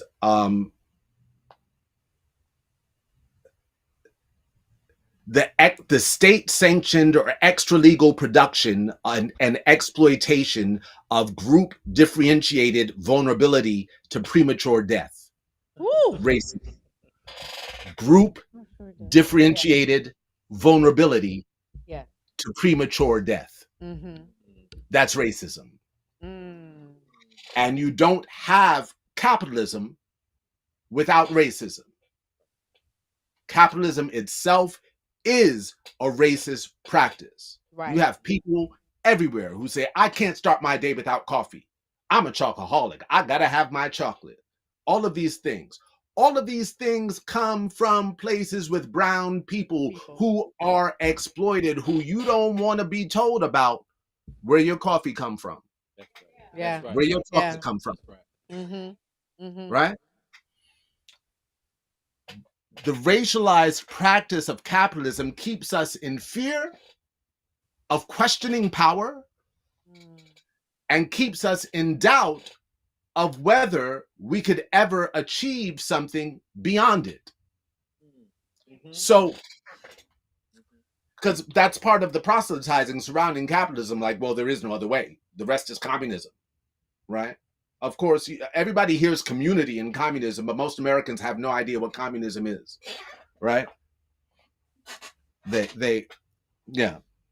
And there's a reason for that, obviously. But, you know, when I decided I wanted to be an actor at the age of 8 or 9, I told my parents, I want to be an actor when I grow up. My father said, I'll support you as an actor if you get a law degree. And my mother said, oh, then you should do your first school report on Paul Robeson, because he was an actor and a lawyer. I encourage all of you to look up the life and times of Paul Robeson. As pertains to this discussion, as pertains to art, as pertains to the fact that we are all here gathered to discuss a work of art. And we have to understand art's connection to propaganda, right? Yeah, that's good. W.E.B. Du Bois said, I don't give a damn about art. This is a quote from W.E.B. Du Bois in 1926. He said, I don't give a damn about art unless it serves as propaganda. Yeah. Which is to say that he understood that unless we made art, songs, music, stories, theater, film that uplifted Black consciousness and the concept surrounding Black liberation, we might never achieve it. We need propaganda to push our story. They use propaganda daily, right? You have tons of movies, half of them are even paid for by the Defense Department so that you be gung-ho and patriotic about what? About the power of this nation? Yeah. There's tons of propaganda like thrown into us every day. Oh, the richest nation in the world. Why so many of us poor? Right? They talk about freedom. And when they talk about freedom, they mean economic freedom. They mean the free market. They talk about freedom to avoid talking about responsibility, the responsibility that comes with power. Just like the responsibility that comes with being a daughter or a son. The responsibility of being a part of a family or community. Those are the discussions they avoid. All of those things fit under the umbrella of racialized capitalism. When I talk about the church as a startup, you know, one of the first things that they were able to use in that system was the calendar. I consider myself a victim of the calendar because I was born on leap year. I was born on February 29th. I'm only 13 years old. I've had 13 birthdays, right? And so you have Pope Julius, you have Pope Augustus, these calendars, right? But what those calendars did, because you look at, you know, Asian calendars, you look at indigenous calendars, you look at Hebrew calendars even, you look at indigenous calendars across the world, and they help facilitate our understanding and relationship to nature itself. Right? You understand, like people in Japan will start gathering, and in China will start gathering around the ocean 5 days before a full moon because they know that the tides are higher. They understand the 28 cycles. They understand the 13 moons and its relationship to the body and to the land. Yeah. Our calendar is there to divorce us from that. Why? Yeah. So that we'll work harder. Right? That's the reason for that divorce. And the same reason that, you know, Christian holidays were placed on top of pagan holidays, so that we would forget why we were doing what we were already doing. We were already celebrating the solstice. What are you talking about? Yeah. Yeah. Yeah. We were already celebrating fertility. Right? All of these things. So, but all of these things operate at their best under racialized capitalism because it keeps us from ourselves, from understanding, from class consciousness. And without class consciousness, it's impossible for us to overthrow the system. And then, of course, there's many of us who are like, what do you mean overthrow the system? I mean, the system ain't great, but I'm fine, nigga. I ain't trying to change it. I ain't got time for all that. But how do you know that it's possible for us to achieve ourselves if we can't achieve that? What is it that makes us so frightened? You know? So, yes, there are salesmen at work daily in our lives in the same way that those vampires were operating as salesmen, saying, oh, but it's wonderful. And what were they trying to do? They were trying to suck up your memories, suck up your cultures, suck up everything. They're like, oh, Sammy, I just want that music to flow through me. I want to feel that connection to the music as you feel it. Ooh, if I could, I'd let everybody else go if I could have you, Sammy. Oof, I just want to touch that. And how is that different from, you know, the way in which the essence of us is sucked by this system? The workforce that we have become in American prisons, right? The workforce that we have become, and the fact that we will do anything except talk about why we need to be organizing a general strike in this country. So that we could have the actual demands that we want for our children, the health care that we want for our grandparents and our children, so that we could have the education for our children. There's only one way we could achieve it. And it ain't January 6th, nor is it October 7th. It is through the realization of class consciousness and us being able to overcome the barriers that they thrive off of. So it doesn't surprise me that right-wing reviewer gave the review that he did, because Ryan did his work. Yes, sir. Ryan did his work. And that is what should serve as inspiration to all of us, because we have work to do. Yeah, that's good. Oh, that's beautiful. That's real good. Let me dovetail something that Saul said. I wonder if you're going to say what I was about to say. That's definite. And again, if I could just add this, because again, I thought about that calendar. What we've been set to is a calendar that is about capitalism and credit. So we've got a calendar of capitalistic credit. That's what we've got. It's all about distraction. You can't get free, because as long as we can get the credit to buy something we can't afford, we can pretend that we are doing better than we are. We talk about January, we celebrate the new year.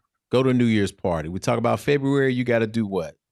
Valentine's Day, you got to buy something to prove how much you love somebody. Never mind how often you're there, you tuck your kids in at night, you do everything. No, you have to buy certain things. Then you come next to what? In the spring, we got Easter. You got to buy something new so that you can show out at church. Then you go from Easter, March, April, May, you got what? Oh, Mother's Day. You got to show your mama how much you love her by what you buy her. And you better get something right. Then you got June. And, you know, you say Happy Father's Day, maybe you get a card, but you're going to buy something in America, right? You're going to buy something. Then you got 4th of July. No, there's something between that, isn't it now? What is it? Fireworks. I know we got mad when Walmart started selling Juneteenth ice cream, and they started selling Juneteenth flags. And when people came to me and said, well, Rev, what do we do, man? This is crazy. They're trying to co-opt our holiday. No, they're not. You wanted it to become an American holiday, so and American holidays are about generating capital. Of course they're going to do that. This is the calendar system that we live in. And when you get past now Juneteenth, there's another bump. Then you get to 4th of July. Then you get August, and then you get September and the fall festivals. Back to school. You got to back to school shop. Because your kids got to be shiggity sharp, or they're going to pressure you because you don't have the latest shoes that they saw on the internet.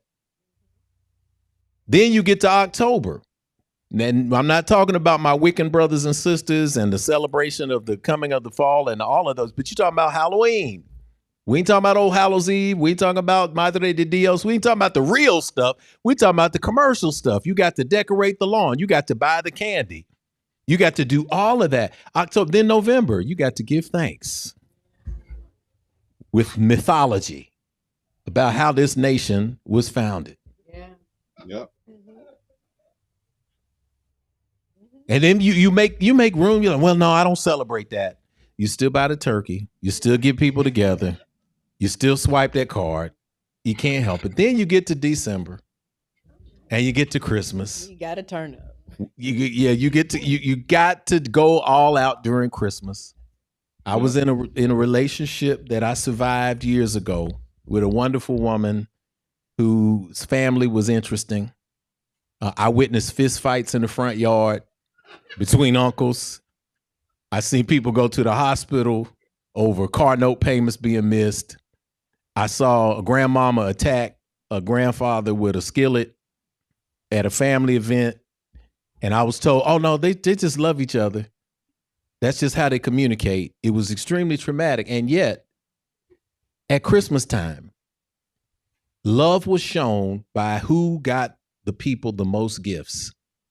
And it was a 6-hour process of unpacking these gifts to show love. And then we roll right back around. No, don't miss it, because the Walmart got this too. You can get your Kwanzaa kits now.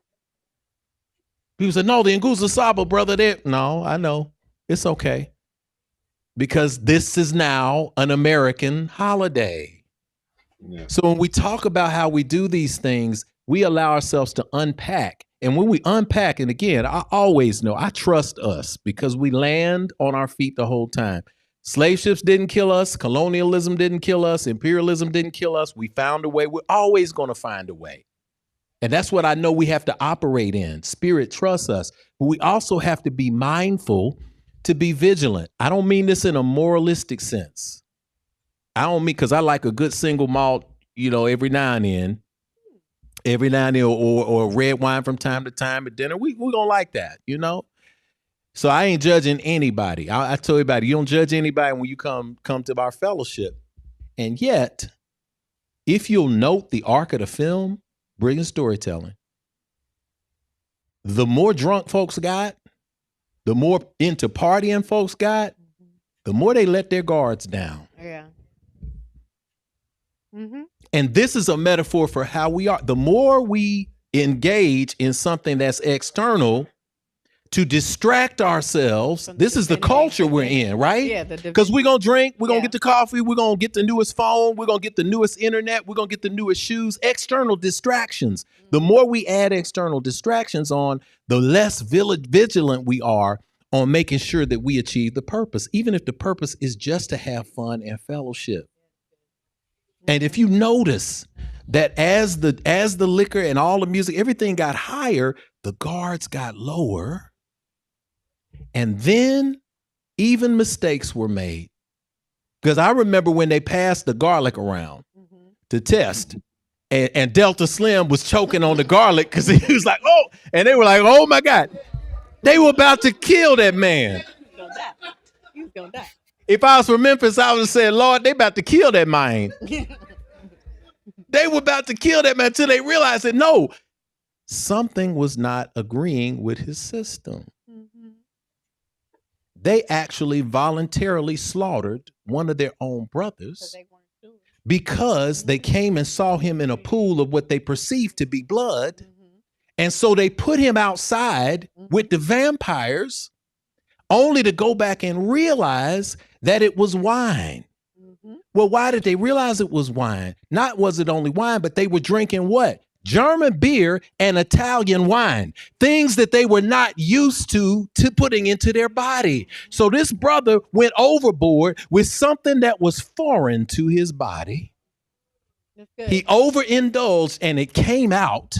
And the only perception that they could have, because they didn't have a clear mind by that time, because they were full of other stuff, was that this is blood. And by the time they realized it, it was too late to help somebody who was actually free at that time. Yeah.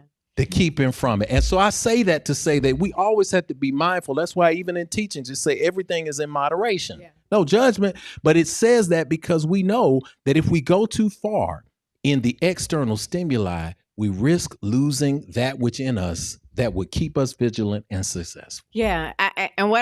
Thank you for bringing it back to freedom, because this is the point out.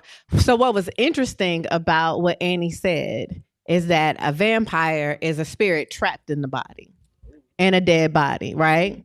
So the spirit is not gone, but the spirit is still present. And so, and at the first ending, in the middle of the trailer in 1992, when Smoke and Mary show up, Stack, thank you very much, Stack. I remember because he was stacking those dollars. He was stacking. Metaphor. Yes, and he had the on his.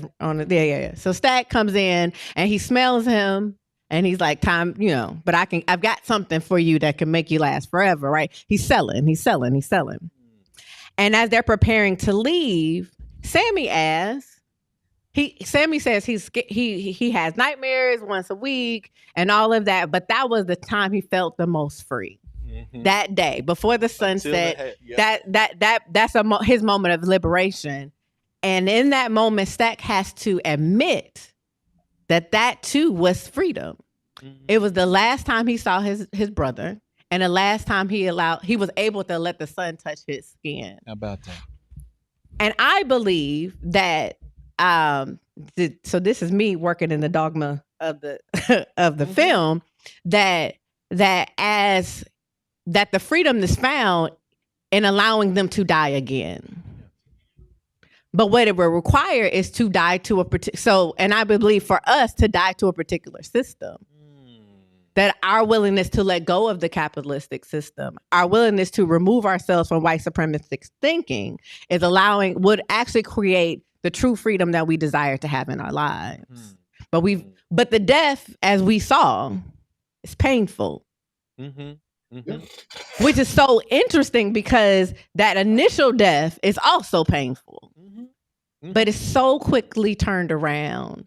And you put on the clothes, they put on clothes to cover up their scars. They were hiding that thing. But the truth of the matter is they were still dead and living in that pain and having to conform in certain ways. But a willingness to allow to do what Annie did. Oh, of course. Right. If you see this happen to me, kill me before it takes over, because I've got to do. Yep. And I believe the capacity that capacity to still be with our folks is still present. It's still present. Always. When we allow ourselves to kill the dead that is holding our souls. But it also requires that we kill the vampire within ourselves before it gets too big. Before it gets too big. Yeah. And that's what you were saying there with Annie, what she says that kill me before. And yes, death is painful, especially when it's something that you don't control. And death is always painful when we invite some noun into our space and then it turns on us. And we all know that a noun is a person, place, thing, or idea. So that moment when we're in a low place and we say, come on in, there's no pain like stepping up to the plate and say, listen, I chose this. But there's a liberation in saying, I don't have to stay. This is the old school, man. I don't have to stay in the shape that I'm in. I don't have to do this. No matter how low I am, I've got energy that tells me I'm still connected. And so when we move the Western paradigm from it, that goes back to what we were saying earlier about the commandment, thou shalt not kill. When we remove that and go from a dualistic space of good and evil and go to a non-dualistic, expansive space of everything is everything, then of course, once he delivers justice to those that did wrong, not just to him, but in this slaughterhouse that they obviously were cycling people through every now and every time they had a chance to sell somebody a dream, they get them in there and slaughter them, and they just showed up, work as usual, ready on a Sunday, ready to go do it again. But then this does make sense then when we think about it from our long history, that now he has finished the business here, he has a chance to rest, and he can be back with his ancestors back in the afterlife, ready to do whatever iteration comes next, rejoined with the collective, because I'm not thinking about anything. We look at that as justice. We look at that as a closed circle. We look at it as a loop. And we think it's done until we see the larger loop later on in the bar. Right. That this still comes back around to certain things that stay, that even through vampirism, Smoke and Stack had this connection between them that said, just on your word as my brother, regardless of what evil may take you over, on your word, we're going to leave this man alone. Thank you. And that takes me to my last question. Thank you so much. Because both Smoke and Stack throughout the film are determined to protect their cousin. They understand that he has a gift. They don't even fully know how much of the gift is until they're there in Club Juke, but they're determined to protect his life. And I'm wondering, who are today's griots, and what must we do to protect them? I'll let one of ours, Brother Saul, because Saul is a griot. I'm gonna go ahead and say that. That's undeniable. Yeah. But I'll go ahead and defer to you to answer that question, brother. But the first one on my mind, and I have a couple of more after him, would be Saul Williams. Well, I appreciate that. I would say that in this day and age, our griots are the thinkers, organizers, and academics, many of whom in all of those spaces are Black women, that the abolitionists I'm thinking of, the mutual aid providers. I think of them first, and also those who are, writing the books that are being banned, the topics that are hardly addressed, once again, thinking about abolitionism and all of these things. Like, it's those people who I see now. Of course, the role of the griot is not just to forge, new ground and propel us forward in our, thinking or relationship to our culture and histories. Do you guys hear me? Yeah. We hear you. Sorry. I'm also clear on the fact that there's also that, like in a few weeks I'm gonna be participating in a tribute to Miss Sonia Sanchez, right? Mm-hmm. That's the obvious sense of our griots, or the people who carry those traditions, histories, that magic also. Yeah. That ability to, as you said so beautifully in the beginning, collapse time to remind us of ourselves. There are way more than I would say any of us can list, but they are very much amongst us. The problem is that we don't necessarily elevate them on the level that we elevate those who are successful financially. There it is. That's good. That's the problem, right? It was always shocking to me that when, 10 years ago, when every rapper would say something like, I'm the Black Trump. This is while Amiri Baraka was alive. It's while Maya Angelou was alive. While June Jordan was alive. While many of the people that we love are still alive. Bell Hooks was alive then, but niggas wanted to be the Black Trump. We have to remind ourselves to honor our griots and to kind of reacquaint ourselves with our values within a value system that says the only thing of value is your potential to earn. Yeah, that's good. So, but yeah, I think of those people like Dr. Ruth Gilmore Wilson, abolitionists like Angela Davis. I think of those those thinkers that are propelling the conversation forward and daring us to be more courageous in our critique and understanding and response to racialized capitalism, which is to say, to the reality that we are born into. Those are our griots. Thank you. That's great. I'd also point out this. There are people who aspire to be storytellers. And in this society, there are people who aspire to be entertainers. And there are people who are called to be griots. You can't really aspire to be a griot. It's a calling. And when you have communities that come from that, there are generations of people who hand this down in their family lineage. And it comes out in many ways. And although we're in a place where with access to information, many people can absorb this and then realize that they're a griot. But I think there are some people who can definitely agree are griots who have emerged from a calling that is deep and profound. I think if we're looking for storytellers, I think Ryan Coogler has proven himself even in his youth to be a griot. Because a griot can open the portal of past, present, and future. And do that by embracing a concept that I teach in Infinity called mitakuye-asin. It's a Lakota concept that's used in the sweat lodge. When you enter into the sacred lodge, you enter and you say mitakuye-asin, which means all my relations. In other words, when you walk in any room, like here, I don't see any empty seats in here. This place is crowded. I see Saul Williams with immaculate background. I can't even see everything because I see that his room is crowded. The reason why is because when we enter into a space, we come in not just with ourselves, but with all our relations, with all our people. We're never outnumbered. Griots are people who are able to point that out so that times when we are down, we recognize that we are never alone. We're never by ourselves.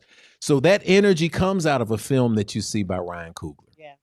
It comes out of a book and a novel series that you read from Octavia Butler. Love it. Exactly. Exactly. Mind of My Mind, Pattern Master, Kindred. You go through these books, man, you go to another world. I think a person who is next in that tradition, who does not get the due that she's supposed to get, is Tanana Reeve due. And if you've ever read any of her novels and her energy, it's there. She is a calling to griot. Here's something that is important to recall and to keep in mind. Malcolm Gladwell, if you've never read much of his work, you should read it. You know, Tipping Point is great for people who want to understand what you need to do to make things manifest. But one book that's one of my favorites is Outliers. If you hadn't read Outliers, do yourself a favor.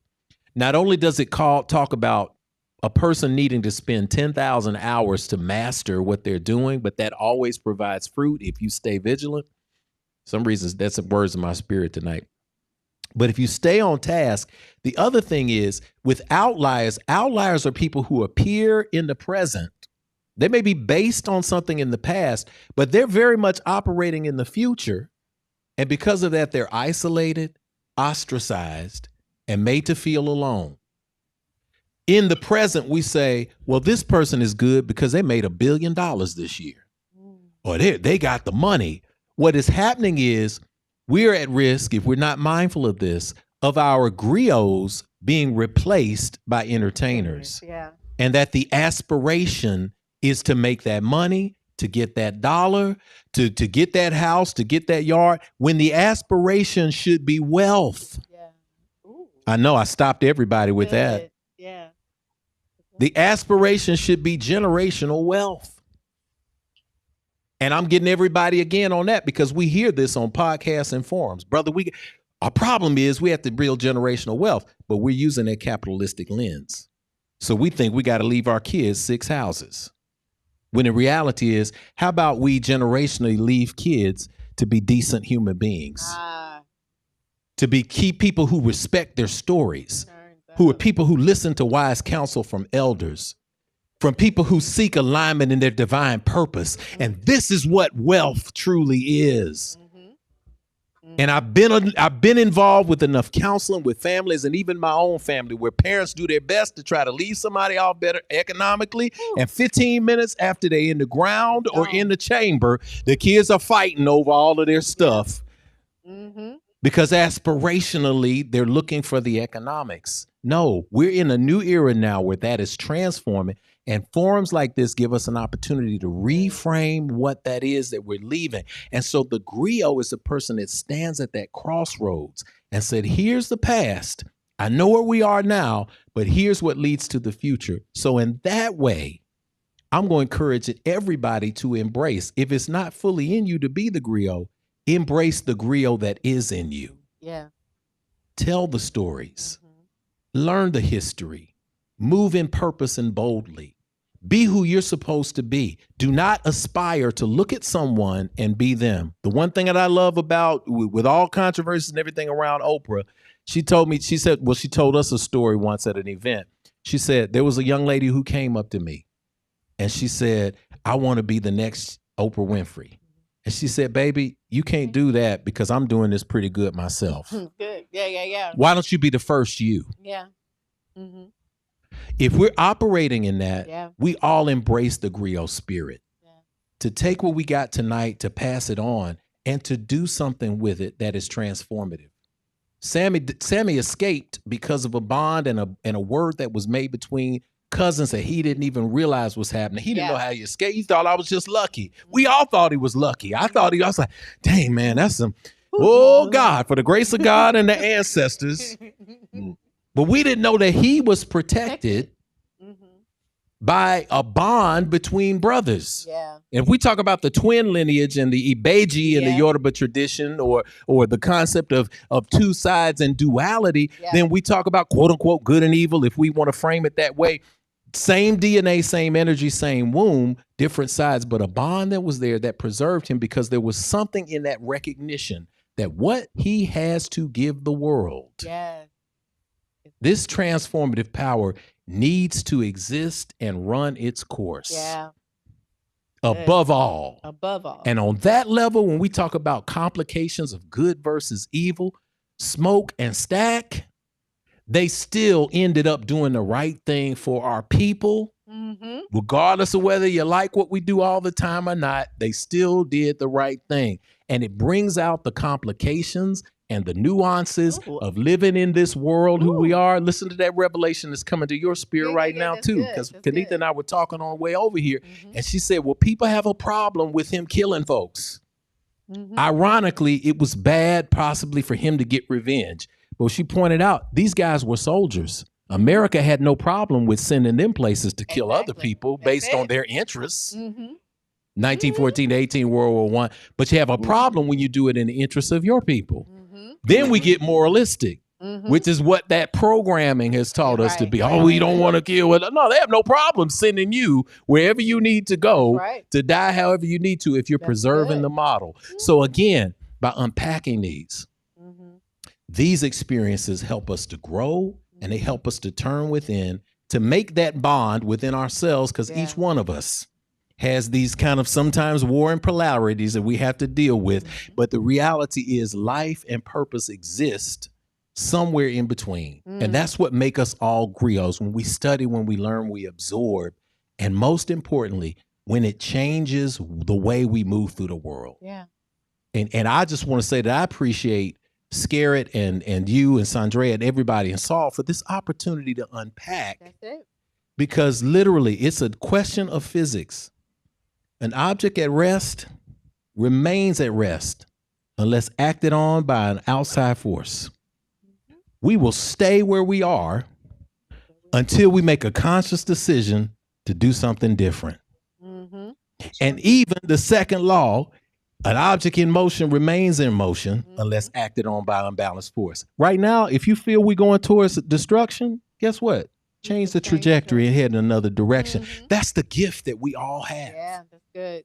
And a great story gives us an opportunity to unpack this as we move through the world, because that unpacking, that gift of the griot, that one string, that one thread in the tapestry is what made sure that we all still here right now and what's going to make sure that we all going to be here in the future in a better world. And I'd like to thank you as well. It's truly been an honor to participate in this discussion and to be there with all of you, virtually, of course, but there. And it's been a wonderful, wonderful dialogue. Yes, I'm so thankful for both of you, and I'm thankful for the capacity because, you know, I think so often we're in this Western dualistic mindset and really understanding that there is no separation between the secular and the sacred. That's the fullness of humanity. And so the dichotomy that we might rip ourselves from ourselves is what really traps us into ourselves. And so with that, I want to invite our executive director, Reverend Sandrea Tolbert, to the stage. No, thank you all. Thank you all. Thank you all. All the griots that are most certainly in the room, that are online. Thank you, Saul. Thank you, Reverend Jeff Obafemi-Carr. Thank you, Reverend Kelli X. Thank you, Michael Vaughn. Thank you for those, our audience that is really brave the elements to come out tonight. Thank you. I just want to commend you all for opening up your minds and your hearts for this dialogue. Because it says really who Scarritt is. The Scarritt is indeed that place that we create space to have this type of dialogue. That we have 4 tenets: women's empowerment, racial justice, spiritual formation, and transformative education. And what you have witnessed tonight has most certainly been transformative education. It has most certainly been that we can have an open dialogue about the sacred as well as the spiritual, to remind us that we are all griots, but also to remind us all to not to become drunk with the wine of the world, that we forget thee, because most certainly how great thou art. So we invite you to most certainly partner with us here at Scarritt to continue this work. If you are not already subscribing to our newsletter and on our website, please do that, scarrittbennett.org.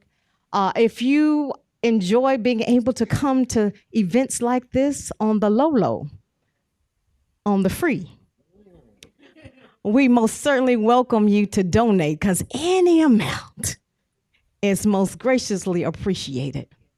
But never underestimate the power of connection. That is the wealth.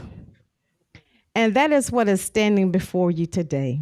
That I have known Saul Williams for a very long time. Very long time. And I've known Reverend Jeff Obafemi-Carr before he was Reverend and before I was Reverend.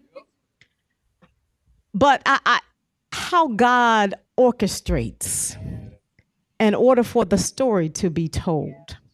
And so we hope that you will most certainly take away from here to continue to talk about, to continue to have an open dialogue, and to think about Scarritt Bennett Center when you do.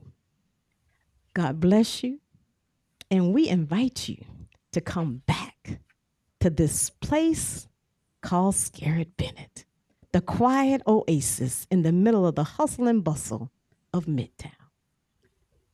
God bless you, and may you go forth and be co-creators of justice.